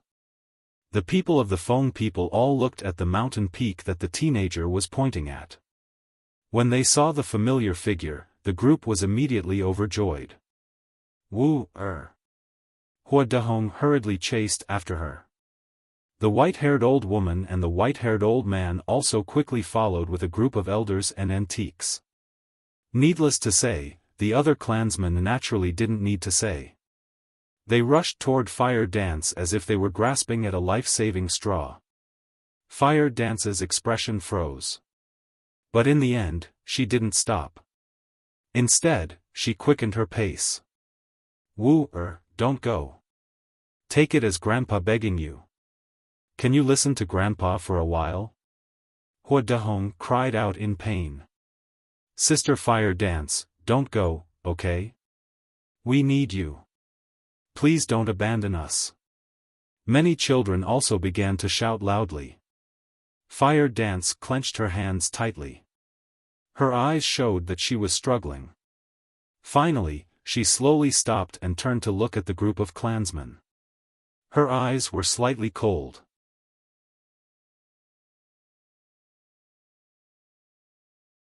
Chapter 39-32. Wu-er. It's all Grandpa's fault. Whether it's the Sky Bell Divine Treasure or hell, Grandpa shouldn't have been so selfish. Grandpa has already acknowledged his mistake and promised to repent. Wu-er, no matter what happens, we're still a family. I'm your grandfather and you're my granddaughter. Blood is thicker than water. Hua Dahong ran to Hua Wu and said with snot and tears. He put on a pitiful look to gain sympathy. Yes, Wu-er. You know the reason why we didn't stand up for you back then. At that time, the Feng people respected Feng Ho. How would we dare to anger her? If we helped you, even we would be punished. We all know that you and your father suffered a lot at that time, but now that Feng Ho is dead, it's time for you and your father to come back. The group of old antiques spoke one after another. Even the old antiques of the Ice Phoenix clan had a pleading look. These days, they had experienced what true despair was. The Feng people couldn't do without someone to lead them. They would die sooner or later. Now, the only person who had the ability to lead the Feng people was Huo Wu. Are you done? Huo Wu asked. Everyone nodded. Huo Wu glanced at the group of old antiques and shook her head. You've been talking for so long because you want to express one thing. The Feng people are in trouble and need someone to help you. I'm the only person you can find now and the only person who can help you. Yes. The Feng people need your help now. We've hurt you in the past, but we're still a family. Isn't it normal for a family to quarrel? Hua Dahong said. Is this just quarreling? Huo Wu glanced at Hua Dahong and said angrily, when Feng Ho snatched my inheritance, what were you doing? When Feng Ho asked Bing Changtian to monitor me, what were you doing? Later, when I fell out with Feng Ho, even my father stood by my side resolutely. What were you doing? A series of questions left Hua Dahong speechless. Let me tell you. Not only did you not speak up for your own granddaughter, you even helped Feng Ho and tried to kill me. If it's really my fault, I admit it. But ask yourself, is this my fault? You clearly knew that the person in the wrong was Feng Ho, yet you continued to help Feng Ho target me. Did you treat me as your granddaughter or family at that time? Fire Dance sneered at Hua Dahong. She then looked at the other members of the Fire Phoenix clan. And you guys, all of you are the same as me, members of the Fire Phoenix clan. I can understand why the Ice Phoenix clan would treat me like this. After all, the Ice Phoenix clan and our Fire Phoenix clan have a grudge to begin with. But what about you? As a member of the Fire Phoenix clan, even you treat me like this. I don't expect you to stand with me against Feng Ho, but you should at least speak up for me. But did you say that? Back then, in that hall, I was like a rat crossing the street. You all tried to kill me. Is this the so-called kinship you speak of? Blood is thicker than water? Don't you think it's ridiculous? Fire Dance scolded mercilessly. The resentment that had been suppressed in her heart for many years was finally vented. The white-haired old woman, the white-haired old man, and the others lowered their heads in shame. Actually, in the end, you all are just jealous. Jealous that I, a junior, have the ultimate profundity of the strongest law. You don't want my strength to surpass yours. Because in this way, I have more say in the Feng people than you. I'll give you 2 words. Selfish. Fire Dance's face was full of mockery. The group of old antiques looked ashamed. As expected. The rise of the human race is not without reason. Because the human race has respected seniors like the Azure Dragon and the Blood Ancestor. They can selflessly give their inheritance to the younger generation. They are willing to step down from the stage and let the younger generation break through. However, the older generation of the Feng people only sees their own interests. To be honest, even if the Feng people perish, no one will feel pity. Fire Dance shook her head. Wu, aren't you going overboard with your words? The Feng people are your home. How can you say that they will perish? If it were in the past, the group of old antiques would have been furious on the spot. However, now, they all tried to persuade her tactfully, afraid that they would anger her. Is it overboard? I don't think it's overboard at all. I don't want to say anything else. I just want to ask you one thing. If I didn't have a good relationship with Qin Feiyang and the others today, if I didn't have such strong strength, would you come and look for me? Fire Dance looked at the group of people and asked. The group of people lowered their heads and remained silent. Let me answer you. You wouldn't. It's very simple. In the years that my father and I left the Feng people, not a single one of you came to greet us or show concern for us. If the dragons hadn't chased you out of the phoenix nest and made you homeless, you would never have thought of us. This is your attitude. So, why should I help you now? Fire Dance sneered. Yes. It's all our fault. We'll change, as long as you can come back, we'll listen to you from now on. Or. Everyone makes mistakes. Can't you just give us a chance? I'll kneel and beg you. The white-haired old man gritted his teeth and knelt in the air with a plop. Or, I'll kneel and beg you too. Come back. The white-haired old woman also knelt. When the people behind saw this, they also knelt in the air. The people of the Ice Phoenix clan looked at each other and finally knelt down slowly with pleading faces. Hua Dahong looked at the people behind him and roared, our people have already knelt to you. Can't you forgive them? If this isn't enough, Grandpa will also kneel and beg you. How about that? After saying that, Hua Dahong also knelt in the air. Fire Dance waved her hand and a power of law appeared, blocking Hua Dahong's knees. She shook her head and said, You're my grandpa. I can't bear this kneel. It's impossible for me to forgive you. When everyone heard this, they fell into despair again. However, you can go to the core area to find my father. If he forgives you, then I can help you find a place to cultivate in the Sky Cloud realm. As for the Phoenix Nest, it's now the territory of the dragons.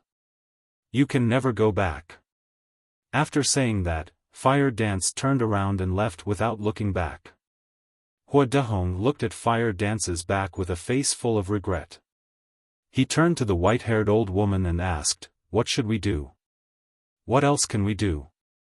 The other people will stay here and wait. All of us old antiques will go to the core area and ask for Hua Wenchang's forgiveness. The white-haired old woman stood up and said, I don't have any extravagant hopes now. It's enough to have a place to cultivate. The white-haired old man sighed and stood up. He looked at the other old antiques and said, Let's go to the core area. I hope we don't meet the people of the Divine Kingdom. Immediately. The group of old antiques immediately rushed to the core area.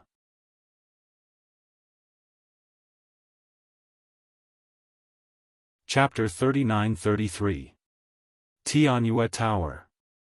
At this time, Qin Feiyang was surrounded by a group of people. These people were naturally the guests of Tianyue Tower. Seeing that Qin Feiyang was so friendly, everyone let go of the burden in their hearts and ran up to toast him. Including the guests in the private rooms upstairs. Of course. Qin Feiyang did not touch a single drop of wine and replaced it with tea. He had always avoided drinking wine as much as possible. He really did not like drinking it. As for why Qin Feiyang did not mind clinking glasses with everyone, it was actually to show his friendly side and tell everyone that he was not scary at all. When they saw him in the future, they should not look at him as if he was a ghost. That's enough. If you continue drinking like this, I might feel nauseous when I see tea in the future. A moment later. Qin Feiyang shook his head and smiled, declining the people who continued to come up to toast him. That's great, we'll change it to drinking wine in the future. We'll treat. As soon as these words came out, it immediately caused a roar of laughter. Qin Feiyang laughed involuntarily and waved his hand, saying, Thank you for your kindness, but I really don't like drinking wine. As he spoke, Yueqing appeared beside him with a thought. Why are there so many people here? Looking at the crowd around him, Yueqing looked extremely stunned. Qin Feiyang smiled faintly and said, I had nothing to do, so I chatted with them. How about it? Are you satisfied with the divine brew that you got? Very satisfied. Yueqing's face immediately bloomed with a smile. Divine brew? The people around were stunned and asked in surprise, "What divine brew?" Yuqing smiled and said, "If you want to know, quickly return to your seats." Hearing this, everyone immediately ran back to their tables and looked at Yuqing expectantly. Yuqing glanced around the room. With a wave of his hand, a jar of black tortoise divine brew appeared. Although it had been sealed for a long time, there was not a speck of dust on the wine jar. Everyone immediately stared at the wine jar. Yuqing did not explain. He slowly tore open the seal and opened the jar lid. The shadow of a dragon immediately rushed out, and a wisp of intoxicating wine fragrance instantly filled the entire Tianyue Tower. The wine turned into a dragon. This is a divine brew. In an instant, Tianyue Tower was in an uproar. Those who would enter Tianyue Tower were basically people who loved wine. After all, there were very few people like Qin Feiyang. Everyone couldn't help but swallow their saliva when they smelled the wine. Furthermore, to these people, divine wine was something that only existed in legends. It could only be imagined, but not touched. But now, there was a jar of genuine divine wine in front of them. One could imagine how tempting it was to them. This wine is called the Black Tortoise Divine Brew. I believe I don't need to introduce what level it is. Everyone already knows. From today onward, Ocean of Cloud City's Heavenly Delight Pavilion will sell 10 jars of it every month, and the highest bidder will win. Yuqing smiled. 10 jars per month? How many do you have? Everyone was shocked. If it was any other wine, he would definitely say that it was too little. They only sold 10 jars a month, and that was not even enough to fill the gaps between their teeth. But divine wine was different. Selling 10 jars of divine wine a month was an extraordinary display of generosity. Don't worry. The amount of Black Tortoise Divine Brew I have now is enough for you to drink for several thousand years. Yuqing smiled. A few thousand years. Everyone was flabbergasted.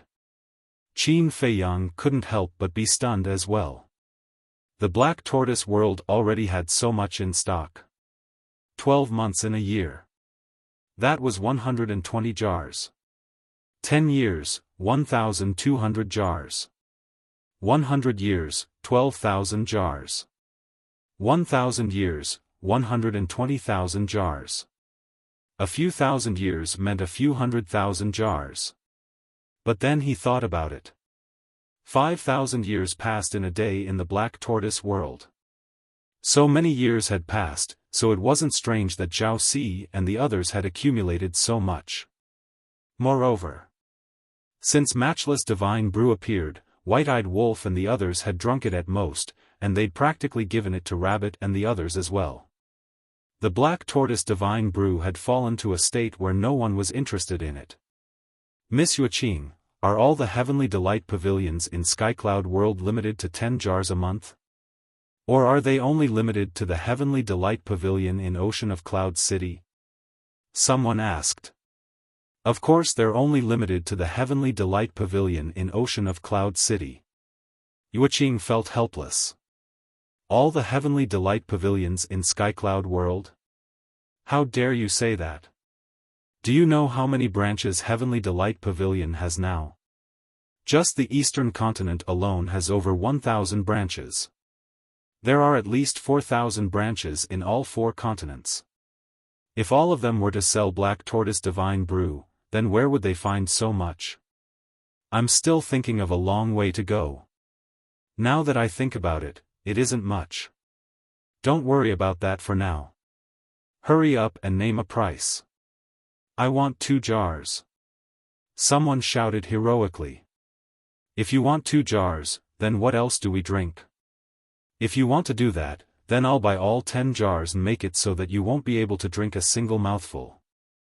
Immediately, someone spoke furiously. It seemed like they were competing in wealth. Don't be impatient. Don't be impatient. Only 1 jar can be purchased per person. What I mean is that so long as you've successfully purchased a jar, then my Heavenly Delight Pavilion won't sell it to you no matter how high the price is. As for the price, soul stones and divine crystals are fine as well. It would naturally be better if I had a divine technique. Yueqing chuckled. When Qin Feiyang heard this, he immediately looked at Yueqing. She was going to help him collect divine techniques just like that? This girl was quite attentive to what he asked her to do. Even divine techniques are fine? Everyone expressed their surprise. Yes. It doesn't matter what level of divine technique it is. Yueqing smiled slightly. Okay, I'll bid now.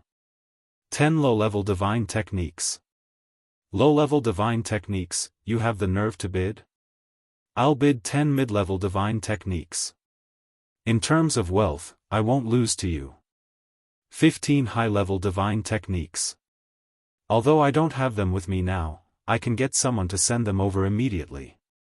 Qin Feiyang's expression was extremely astonished as he watched everyone scrambling to be the first to bid. The auction had started just like that. And the price wasn't low either. Sure enough. There were many things in the world that were worthless in your eyes, but it didn't mean that they were worthless to others. For example, the undead bottleneck breaking pill. Who would have thought that the undead barrier breaking pill could be exchanged for so many law miniatures for Qin Feiyang in the Sky Bell Divine Treasury? Qin Feiyang drank the remaining tea in his cup, got up, walked to Yueqing, and said in a low voice, "Then I'll leave you to your work. I'll return to the burial land of the gods first." "You're leaving now?" Yueqing was startled. They hadn't even had a good chat yet. "I can't help it. I'm too busy. I'll come again next time when I'm free."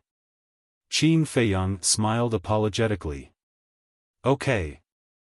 I'll send you off." Yueqing helplessly nodded. "I won't send you off.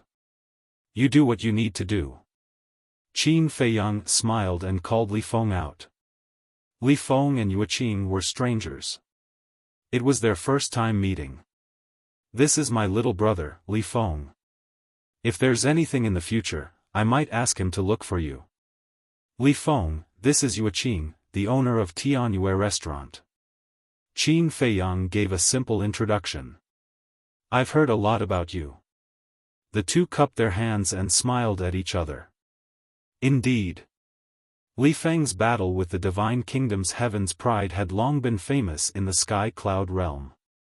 As the owner of Tianyue Restaurant, how could Yueqing not know?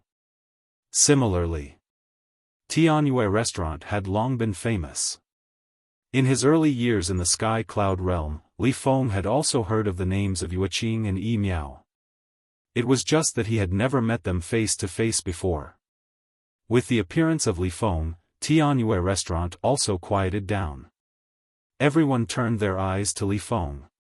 This person's strength was already obvious to all. But now, in front of Qin Feiyang, this person was like a child. Just how powerful was Qin Feiyang's current strength? Li Feng ignored the others and looked at Qin Feiyang. "Qin Dage, are we going directly to the core area, or?" Qin Feiyang nodded. Li Feng waved his hand, and a space-time passage immediately appeared. "You guys continue." Qin Feiyang smiled at everyone and turned to step into the space-time passage. "Goodbye." Li Feng once again cupped his hands towards Yueqing and quickly followed in. The land of buried gods. The core area. Pei Dason had been standing in the same place, staring at the gate of the Divine Kingdom. He really didn't leave it. "Young master. Brother Li Feng." With the return of Qin Feiyang and Li Feng, Pei Dason retracted his gaze, bowed respectfully to Qin Feiyang, and nodded to Li Feng with a smile. "You've worked hard." Qin Feiyang smiled slightly. "It's my duty." Pei Dason waved his hand. Qin Feiyang glanced around and asked, "Hasn't Fire Dance come back yet?" "No." Pei Dason shook his head. Did she really run away because of anger? Qin Feiyang was stunned. Ran away because of anger? What do you mean? Li Feng looked at Qin Feiyang suspiciously. Why are you asking so many questions? Qin Feiyang glared at him with an awkward expression. The corner of Li Feng's mouth twitched. Did he really think of him as a child? Speaking of which, watching Yuqing auction the black tortoise divine brew, I suddenly had an idea. Qin Feiyang lowered his head and pondered. What idea? Li Feng was curious. Qin Feiyang pondered for a moment, then looked at Pei Dason and said, I'll have to trouble you to continue guarding here. I'll go look for the old ancestor and the others. Okay. Pei Dason nodded. If it was in the past, he might have complained in his heart. But now, he would listen to Qin Feiyang unconditionally. Because ever since he followed Qin Feiyang, not only had he opened the door of potential, his strength had greatly increased, and he had also obtained the management rights of the entire Black Tortoise world. Now, he was an existence revered by countless people in the Black Tortoise world. And this time, Qin Feiyang didn't forget him after returning from the Sky Bell Divine Treasury. He had already fused with the laws that he needed. The miniature versions of the 6 great laws, this was a fortune that others could only dream of. However, just as Qin Feiyang and Li Feng were about to leave, a figure descended from the sky. The three of them looked up. Who else could it be but Fire Dance? I thought you wouldn't come back. Qin Feiyang chuckled. You wish I wouldn't come back? Fire Dance snorted coldly. How could that be? Qin Feiyang shook his head and laughed, asking, How are the Feng people now? How did you know I went to look for the Feng people? Fire Dance was stunned. Use your brain and you'll know. Qin Feiyang pointed to his head and laughed. You're smart. Fire Dance pouted, landed in front of the three of them, and sighed, what else can they do? Looking at me, they're all kneeling on the ground and begging. Then what's your decision? Qin Feiyang asked. I told them to come to the core area and talk to my father. Anyway, I don't want to meddle in other people's business. Is it uncomfortable to cultivate quietly and work hard to increase your strength? Fire Dance shook his head.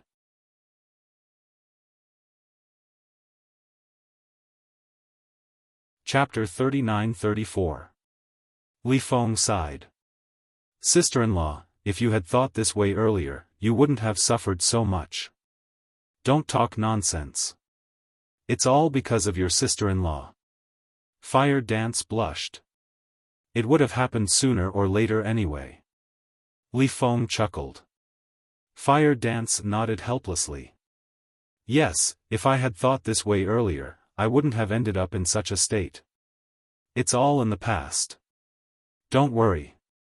Qin Feiyang consoled her. Li Feng rolled his eyes and smiled. Sister-in-law, I thought of an idea that can help you vent your anger. What idea? Fire Dance was suspicious. Aren't they coming to the core area? Then let's get someone to intercept them halfway and teach them a lesson. Li Feng smirked. Qin Feiyang, Fire Dance, and Pei Dason were stunned. How could they come up with such a wicked idea? Fire Dance came back to her senses and glared at Qin Feiyang. Did you see that? You've led them astray. It's none of my business. If you want to talk about a bad influence, it's the white-eyed wolf. Go and ask around. Among us, who is more wicked than the white-eyed wolf? Qin Feiyang's face darkened. How could this matter be blamed on him? Actually, I suggested this to give them a deep lesson. On the other hand, it's also to test their sincerity. If they are truly remorseful and want you to return to the Feng people, they will definitely risk their lives to come to the core area to meet you. On the contrary, if they give up halfway after encountering a little danger, it means that they are not sincere in inviting you back. Such people are not worthy of our help. Li Feng explained. After hearing the detailed explanation, Qin Feiyang smiled. Not bad. We can give it a try. Fire Dance glanced at the two of them and then at Pei Dason. What do you think? What right do I have to say? Pei Dason smiled embarrassedly. I told you to speak, so just speak. Fire Dance was unhappy. All right. Brother Li Feng's idea is indeed not bad. Because in this way, we are putting the fate of the Feng people into their own hands. It's up to them to decide. Pei Dason said. Fire Dance pondered for a moment before nodding. All right, we'll do as you say. Qin Feiyang turned to Li Feng and asked, who do you think we should send to test them? Of course not. I don't have the time for that. Li Feng's face was full of disdain. After pondering for a while, he said with a sly smile, why don't we let the old poison go? Not only is this old man powerful, but his methods of torturing people are also extraordinary. Let him go. I'm afraid that the old fogies of Feng people will be driven mad by him even if they don't die. Qin Feiyang smiled bitterly. The old poison's methods were not to be trifled with. Isn't this a better test for them? Li Feng smirked. What do you think? Qin Feiyang looked at Fire Dance. I think it's fine. Fire Dance nodded. Okay. Qin Feiyang waved his hand, and the old poison immediately appeared in front of him. What's going on? The old poison was cultivating in seclusion. When he suddenly appeared in a strange place, he was stunned. Old poison, do me a favor. Li Feng stepped forward and wanted to put his hand on the old poison's shoulder. But when he thought that this guy was full of poison, he immediately withdrew his arm resentfully. Don't worry. I'm not poisoned now. The old poison rolled his eyes at him. Then, he looked at Qin Feiyang and the other two and asked suspiciously, what favor? It's a very simple thing. It's your specialty. Li Feng gave a simple explanation of the situation. That's really my specialty. Don't worry. I guarantee that they'll be served comfortably. The old poison smiled cruelly. Don't really kill them. Li Feng hurriedly reminded him. I know. The old poison nodded.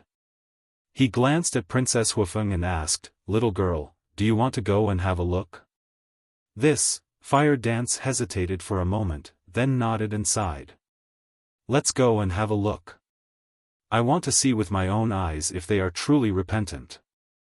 Then lead the way. The old poison smiled. After the two left, Qin Feiyang and Li Feng immediately went to Sky Cloud Island. Sky Cloud Island. The dark blue sea and the cool breeze made people feel relaxed and happy. However, at this moment, there was no trace of the little rabbit, the blood ancestor, or the feather emperor in the pavilion. The peak of the mountain was empty. Qin Feiyang led Li Feng into the pavilion and looked around suspiciously. Where are they? Li Feng released his divine sense and searched for a moment. He looked at Qin Feiyang and shook his head. They might be in the little rabbit's cave. Qin Feiyang muttered. He walked to the cliff and looked down at the mountain below. According to the little rabbit, this cultivation place was actually a spatial divine item. But what was inside? Why did the little rabbit never let him in? Let's go down and take a look. With a flash of light in his eyes, Qin Feiyang restrained his aura and jumped down. Seeing this, Li Feng also quickly restrained his aura. Soon, Qin Feiyang landed in front of a dark cave. This was the entrance to the cultivation place. Let's sneak in and take a look. Don't make any noise. Qin Feiyang transmitted his voice. The white-eyed wolf should be inside now. Li Feng nodded. Looking inside the cave, his eyes were full of curiosity. What are you guys doing? But just as the two were about to step into the cave, a voice came from inside. Their bodies stiffened. The next moment, a figure walked out from inside. It was the little rabbit. "Big brother, you're here." Qin Feiyang smiled. "Then where do you think Uncle Rabbit should be now?" The little rabbit looked at him teasingly. "I thought you went somewhere to have fun." Qin Feiyang laughed dryly. The little rabbit rolled its eyes at him. With a wave of its paw, the power of law appeared and sealed the cave. Qin Feiyang and Li Feng looked at each other helplessly. Why was it like guarding against a thief? "Where's Master and Lord Feather Emperor?" Li Feng was suspicious. "They're at Sea Lion Island." The little rabbit replied and asked suspiciously, "Do you have something to say?" "Yes." Qin Feiyang nodded and smiled mysteriously, "And it's a big matter. It concerns the future of the Sky Cloud realm." "Is that so?" The little rabbit looked at Qin Feiyang suspiciously and said indifferently, "Then let's go to the mountain peak to talk." The two followed behind the little rabbit and rushed to the mountain peak. Soon, they returned to the pavilion. "Li Feng, go to the Qilin sacred land and the dragon nest. Call Qi Xiaoyun and Long Chen here. This matter is related to them too. Senior brother Crazy happens to be in the dragon nest too. Call him here too." Qin Feiyang turned to look at Li Feng and smiled. "Okay." Li Feng nodded and left through a space-time tunnel. Qin Feiyang then looked at the little rabbit and said, "Big brother, call the old ancestor and the others here as well." "It seems like something big really happened," muttered the little rabbit. She looked in the direction of Sea Lion Island and said, "Old Devil King, little you, Qin Feiyang has something to discuss. Come over." Her voice seemed to be able to travel through space-time and resound above Sea Lion Island. "Little you, Qin Feiyang blanked out. The little rabbit took out a jar of unparalleled divine brew and said while drinking, "You still don't know the name of your old ancestor, right?" "Yes." Qin Feiyang nodded. "His name is Qin Yu." The little rabbit said. "Qin Yu," Qin Feiyang muttered and asked, "Where's the emperor?" "Shua." The little rabbit was about to speak when the blood ancestor and feather emperor arrived. "Why are you looking for us?" The two walked into the pavilion with smiles on their faces. "Let's wait for Qi Xiaoyun and Long Chen to arrive first." Qin Feiyang smiled. He took out a tea set and ancient dragon god tea and started brewing tea. "You called them over?" The two blanked out and looked at the little rabbit suspiciously. "He said something about the future of the Skycloud realm." "I don't know either." The little rabbit shook her head. In less than 100 breaths, a space-time tunnel appeared. Li Feng, Qi Xiaoyun, Long Chen, and Madman walked out of the tunnel one after another. "These three are here as well?" When Long Chen and Qi Xiaoyun saw the three, they were slightly stunned. They then entered the pavilion and bowed. "Greetings, seniors." The Feather Emperor nodded with a smile. They were indeed polite and cultured youngsters. This was especially true for Long Chen. With his status, there was no need for him to bow to the three of them. On the contrary, the three of them should bow to him instead. However, he was not that arrogant. "Have a seat." Qin Feiyang smiled. The group sat around the table as Qin Feiyang poured tea for them. Naturally, Madman was naturally ignored. He was like a white-eyed wolf. It would be a waste to let him drink something as good as the ancient dragon god tea. "Brother Qin, how much of the ancient dragon god tea do you have left? Come find me after you're done. Don't be shy." Qi Xiaoyun smiled. "Since you're so generous, why don't you give him one of the ancient dragon god trees?" Madman smiled. "Huh?" Qi Xiaoyun was stunned. He shook his head and smiled bitterly. "Just pretend I didn't say anything." Qin Feiyang and the others laughed. However, when they looked at Qi Xiaoyun, they found that the current Qi Xiaoyun was somewhat different from before. There seemed to be a sense of danger around him. But it wasn't obvious. It was vague. "Why did you call us here in such a hurry?" Madman asked. Qin Feiyang retracted his gaze and smiled. "Actually, it's not a big deal. I just suddenly had an idea, so I wanted to share it with you. What do you think?" "I'm all ears." Qi Xiaoyun smiled faintly. Qin Feiyang smiled. "Didn't I obtain more than 200,000 laws in the Sky Bell Divine Treasury?" "So many?" Long Chen and Qi Xiaoyun were stunned. This was truly beyond their imagination. "It's not that bad. Even I can't use up all of them. Moreover, the people around me have also obtained the laws they need. We can't just leave the remaining hundreds of thousands of laws there, right? So I want to say that we should leave some of them in the Black Tortoise world to benefit the people there. We should also take out some of them to benefit the people of the Skycloud world." Qin Feiyang said. "What? You want to give the laws we worked so hard to obtain to those unrelated people? Not only will I not object to giving them to the people of the Black Tortoise world, I will even support it. After all, they are our people and have helped us a lot. But I won't agree to it even if you beat me to death."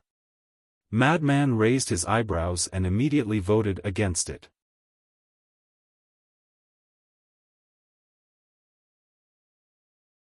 Chapter 39-35. At the same time, the three of them, Qi Xiaoyun and Long Chen, were also surprised. One had to know. This was a miniature of the laws. It wasn't a cultivation technique, but a divine technique. Every miniature of the laws was a great opportunity in the Skycloud realm. In all honesty, Emperor Feather and Ancestor Blood had indeed thought of this. Since they couldn't use so much, they might as well share it with everyone. As the leaders of the human race, their first consideration was to maximize the benefits. The reason they hadn't brought it up was because they were worried that Qin Feiyang wouldn't agree. They had never expected that Qin Feiyang would take the initiative to bring it up. "What about you guys?" Qin Feiyang looked at Emperor Feather and the others. "I think," Emperor Feather glanced at Madman and coughed dryly. "That's fine too." "Idiot." Madman snorted. Emperor Feather smiled awkwardly. Qi Xiaoyun and Long Chen looked at each other before looking at Qin Feiyang and smiling. "Of course we can't ask for more." Madman said angrily, "Of course you can't ask for more. After all, you didn't work hard to earn it." "What do you mean? I have my reservations." Long Chen said. "Don't hold back. Say it now." Madman said. "Okay. Back then, we also contributed in the Sky Bell Divine Treasury, okay? After all, Qi Xiaoyun and I were cooperating with you. And in the end, we even turned the tables on the bloodthirsty Demon King and his two companions and sent them to some, Qi Xiaoyun, where were they sent to?" Long Chen looked at Qi Xiaoyun and asked doubtfully. "I think so." Qi Xiaoyun pondered for a while before coming to a realization. "The Netherland." Yes, yes, yes. Yes, the Netherland." Long Chen nodded. He looked at Madman and said, "Moreover, I was the one who helped you extort the law of slaughter back then. Isn't that a contribution? If you say so, I'll settle the score with you today. You were just cooperating with us to put on a show, but what did you get? An inheritance of the law of space and the inheritance of the law of slaughter. I've worked so hard, but I've only obtained 3 nomological legacies. You're still talking to me about meritorious service? Where's your face?" Madman said with disdain. "You have to make this clear." "I got it from them with my own ability." Long Chen said hurriedly. "Without us, would you have the chance?" Madman rolled his eyes. All right.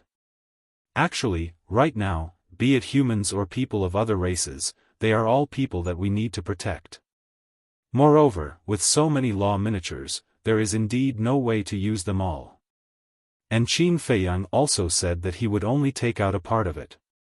Think about it this way.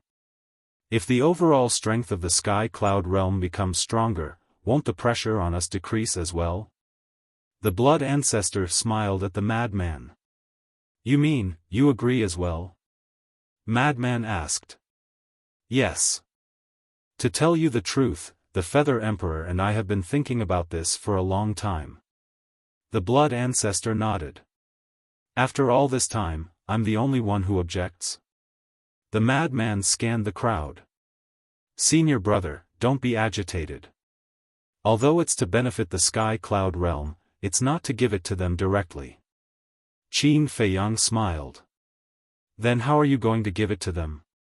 The madman frowned. This is the main reason why I called you here. I plan to do the same thing as the Black Tortoise realm and set up something like a divine treasury in the sky cloud realm. It will open once every 100 years or once every 1,000 years. If they want the law miniatures, they will have to enter the divine treasury to find it.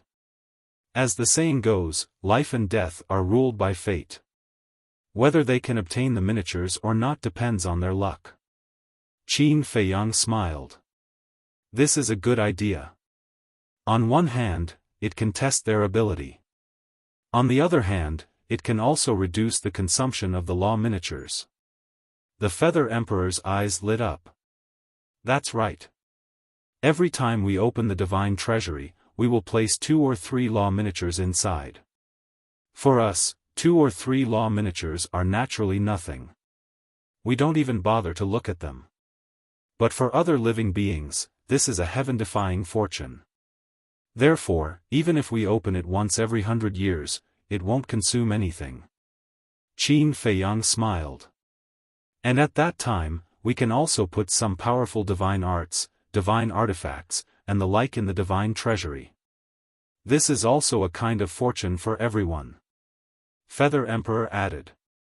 Yes.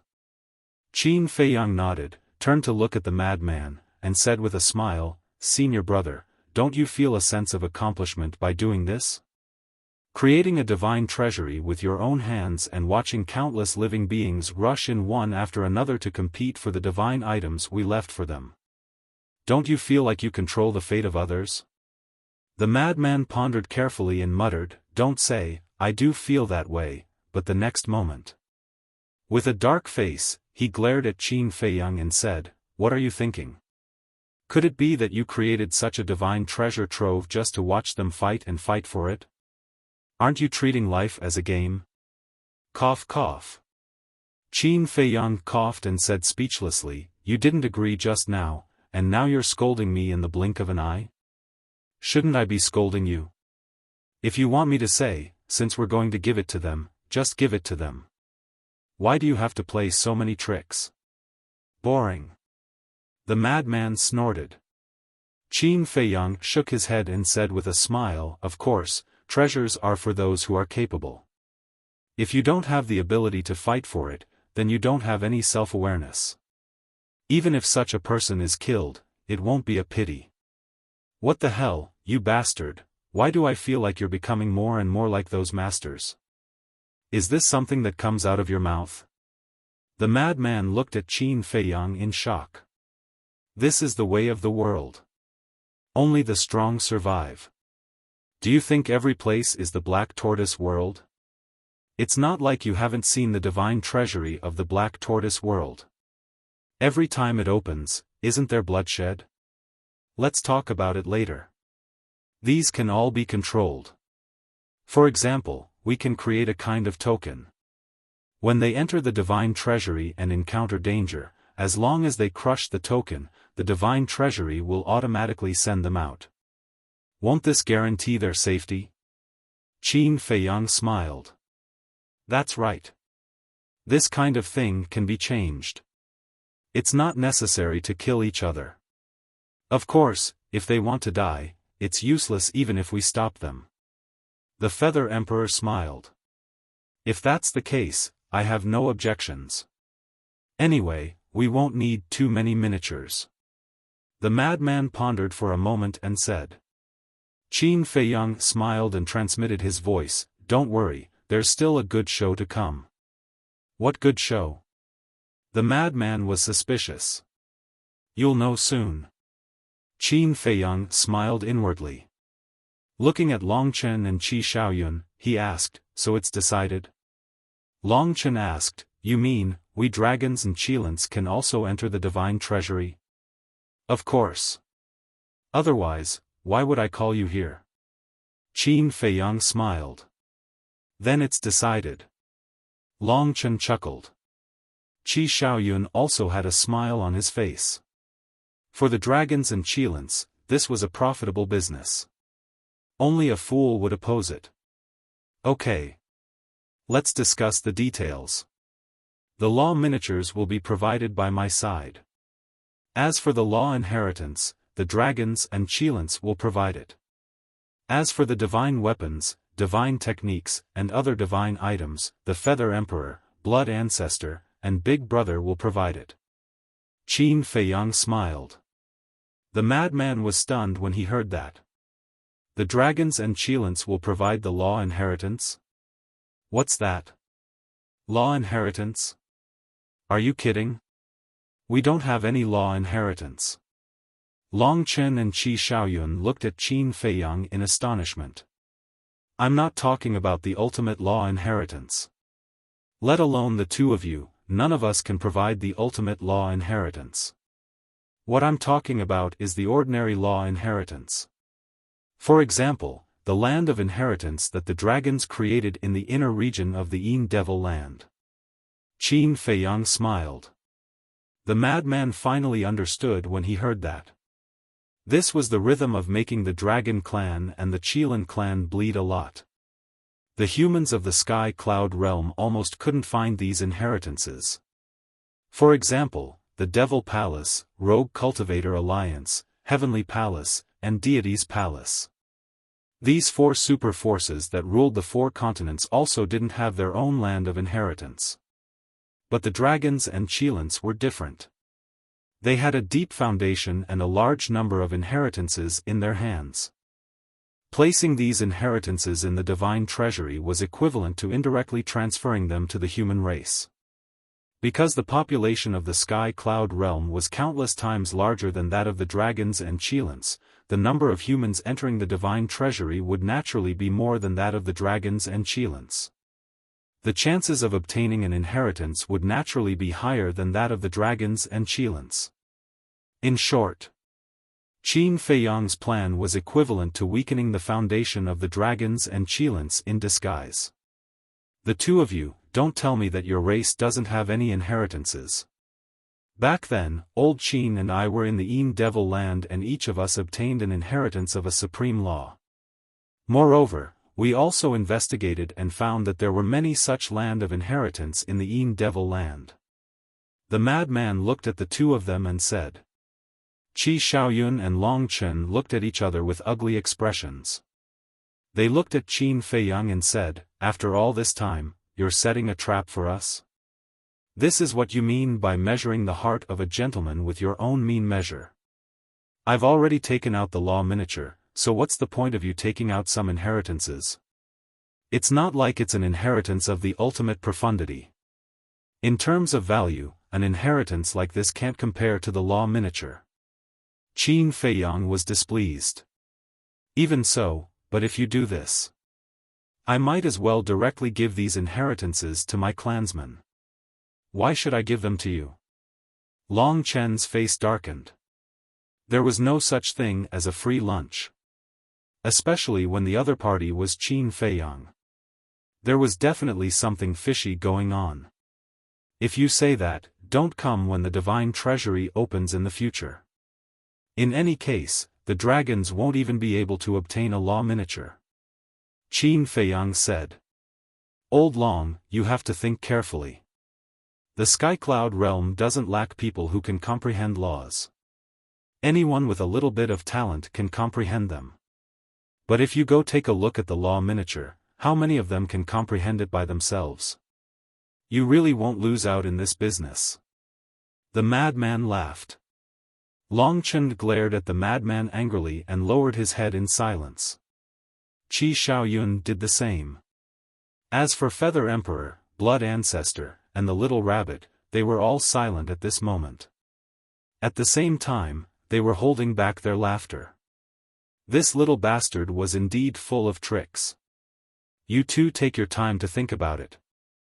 I'm in a hurry, Qin Feiyang said with a smile while holding a teacup and looking at Long Chen and Qi Xiaoyun.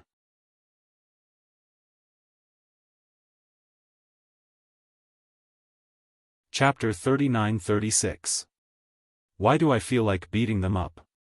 Long Chen frowned when he saw Qin Feiyang and mad scientist's expressions. Qi Xiaoyun smiled helplessly. Right now, the two of them were really asking for a beating. Especially mad scientist. However, in the current Sky Cloud realm, there really wasn't anyone who had the guts to run over and beat up those two. Brother Qi, what do you think? Asked Long Chen through voice transmission. What can I say? Qi Xiaoyun smiled helplessly. Are you going to compromise like this? Asked Long Chen in astonishment. I'm different from you. Your clan is powerful. The dragons don't have the Dragon King, but because of you and your sister, they are even stronger. But the current situation of the Qilin race is similar to that of the Feng people.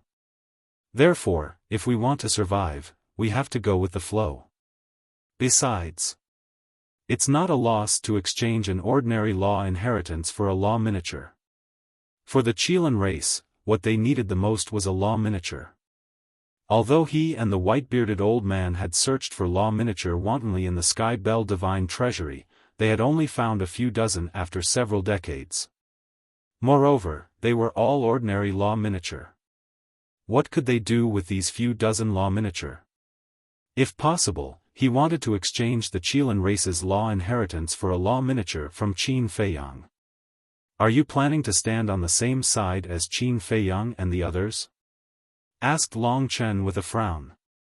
Not with Qin Feiyang and the others, but with the humans. As the ancient said, all living things in the world are equal. Be it the humans or the three major races, we are all living things in this world. There is no difference between nobility and inferiority. In fact, I have always wanted to tell my clansmen not to think that they are superior to the humans just because they are a Qilin.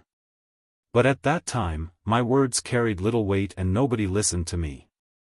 Besides, our joint efforts to create a divine treasury will benefit the entire Skycloud realm and all living things.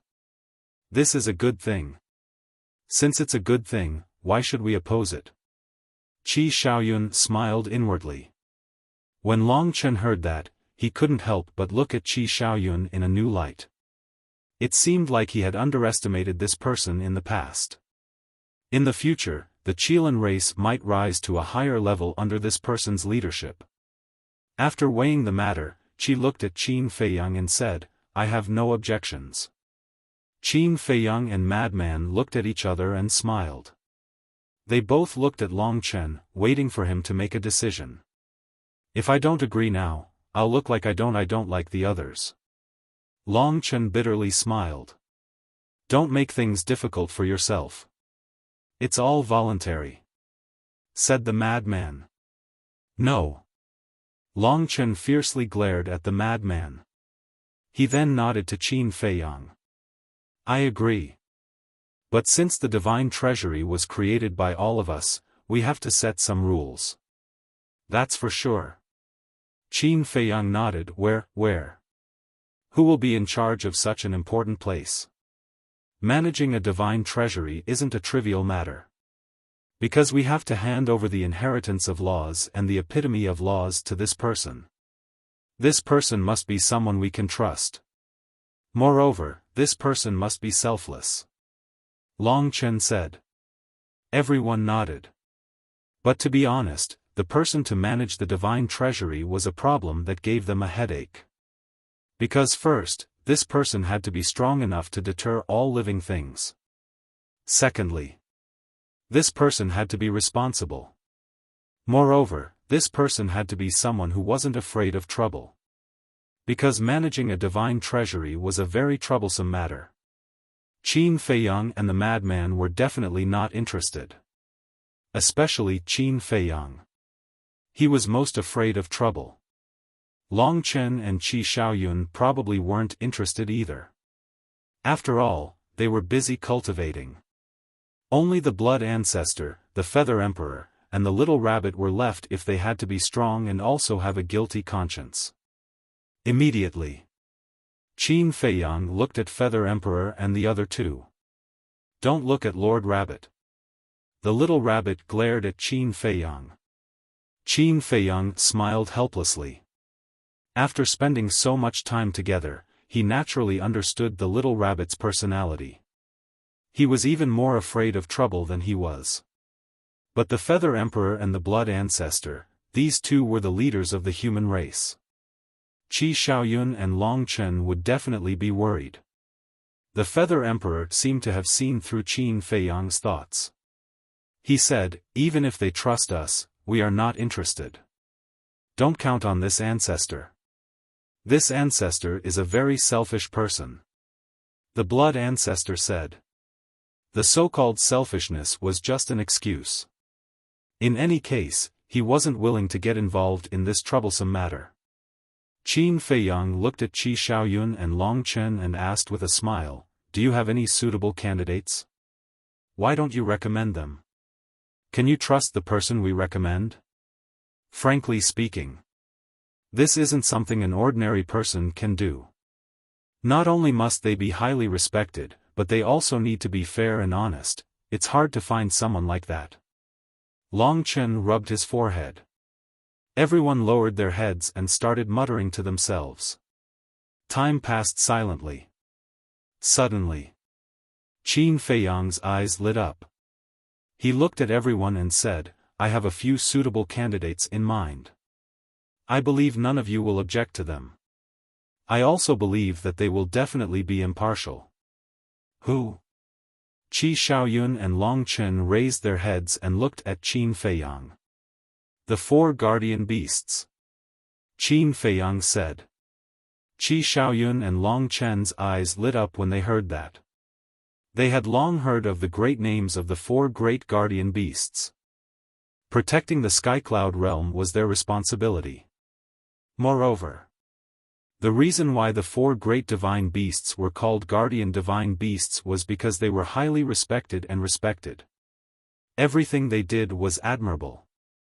Although the 4 guardian beasts were currently on the side of the human race, one had to know that they ultimately wanted to protect the Sky Cloud realm. If the dragons, the Feng people, and the Qilin race were like the human emperor in the past and prioritized protecting the world, they would definitely support the 3 races. This was the character of the 4 guardian beasts. They would support whoever loved and respected the common people. Long Chen smiled and said, if it's them, I definitely won't object. Qi Xiaoyun nodded. The 4 guardian beasts were absolutely trustworthy. But the question was, were they willing? Lunatic said, why don't we call them over and ask them face to face? I think so. Qin Feiyang nodded. He turned to Li Feng and said with a smile, go to the Sea Lion Island and bring the 4 seniors here. Okay. Li Feng quickly stood up and opened a space-time tunnel. Qin Feiyang looked at Emperor of Feathers and said with a smile, Ancestor, you don't have any objections, right? What objections can I have? I respect their choice. Besides, this is for the good of the Sky Cloud realm. It's not too late for me to support them. Emperor of Feathers shook his head and smiled. I think so too. Qin Feiyang pondered for a while before sighing and said, moreover, they have protected the Sky Cloud realm for so many years. They should put down their burdens and rest. Everyone nodded. Soon, Li Feng returned with 3 men and a woman. One of them was Elder Qing. The other 3 were a middle-aged man in white, an old man in yellow, and a woman in a fiery red dress. Even Emperor of Feathers immediately stood up and saluted the appearance of these 4 people. Because whether it was the human emperor or emperor of feathers, they were all cultivated by the four guardian beasts. Elder Qing. Qin Feiyang walked to Azure Dragon and bowed. Then he looked at the other three and said with a smile, "The three of you should be Black Tortoise, Vermilion Bird, and White Tiger, right?" "Yes." The three nodded. Looking at Qin Feiyang, their faces were full of admiration. "Introduce us." Azure Dragon pointed at the yellow-robed old man and said with a smile, "He is Black Tortoise, a somewhat stubborn old antique." "Who's stubborn?" The yellow-robed old man's face darkened. He looked at Qin Feiyang and said, "Don't listen to this old man's nonsense. I'm still a reasonable old man." Qin Feiyang laughed involuntarily. Azure Dragon pointed at the middle-aged man in white and introduced, "This is White Tiger, and the one next to him is Vermilion Bird." "Greetings, Senior White Tiger and Senior Vermilion Bird." Qin Feiyang bowed. No need to be so polite. White Tiger was a bit cold. But Vermilion Bird was as warm as fire. "For seniors, please sit." Qin Feiyang turned around and retreated to the side. Frenzy, Long Chen, and Qi Xiaoyun also stood up and gave up their seats. "How can I accept this?" Azure Dragon shook his head. These young people in front of him were the pillars of the Sky Cloud Realm. Without them, the Sky Cloud Realm wouldn't have been able to stop the army of the Divine Kingdom. "Just sit. What are you waiting for? Why are you being so polite to them?" The little rabbit pouted. Okay. Azure Dragon nodded and sat next to the Blood Ancestor. Black Tortoise, White Tiger, and Vermilion Bird looked at each other and immediately sat down. Qin Feiyang stepped forward and poured tea for the four of them. He smiled and said, "I called the four of you here because I have something to discuss with you." "What is it?" Azure Dragon was suspicious. Qin Feiyang explained the matter of creating the divine treasure trove in a simple manner. "This is a good thing for the Sky Cloud Realm." "We definitely agree." "Who came up with this idea?" "The person who came up with this idea truly has the world in his heart." When the four heard this, they were immediately full of praise.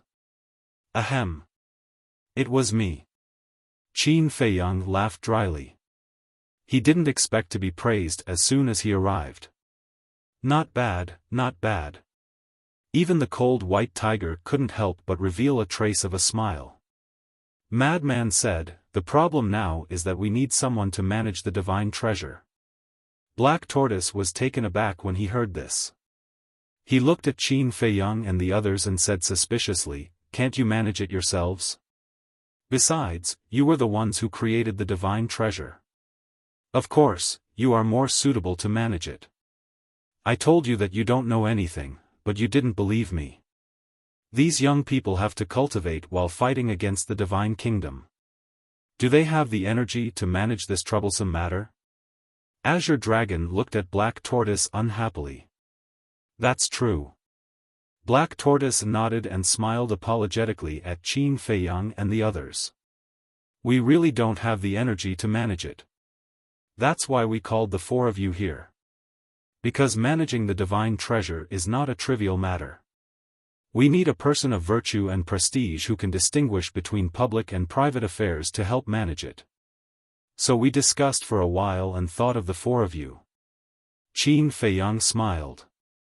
"Us?" The four of them were stunned. "Yes. I think there is no one in the Sky Cloud Realm who is more respected and trustworthy than you. With you managing it, not only the human race is relieved, but the dragons and Qilins are also relieved." Qin Feiyang smiled. The four of them looked at each other. It turned out that there was a task for them. You're tuning into the Xiaofan's Wuxia Tales YouTube channel. Don't forget to subscribe and join us on this journey to catch the most captivating stories.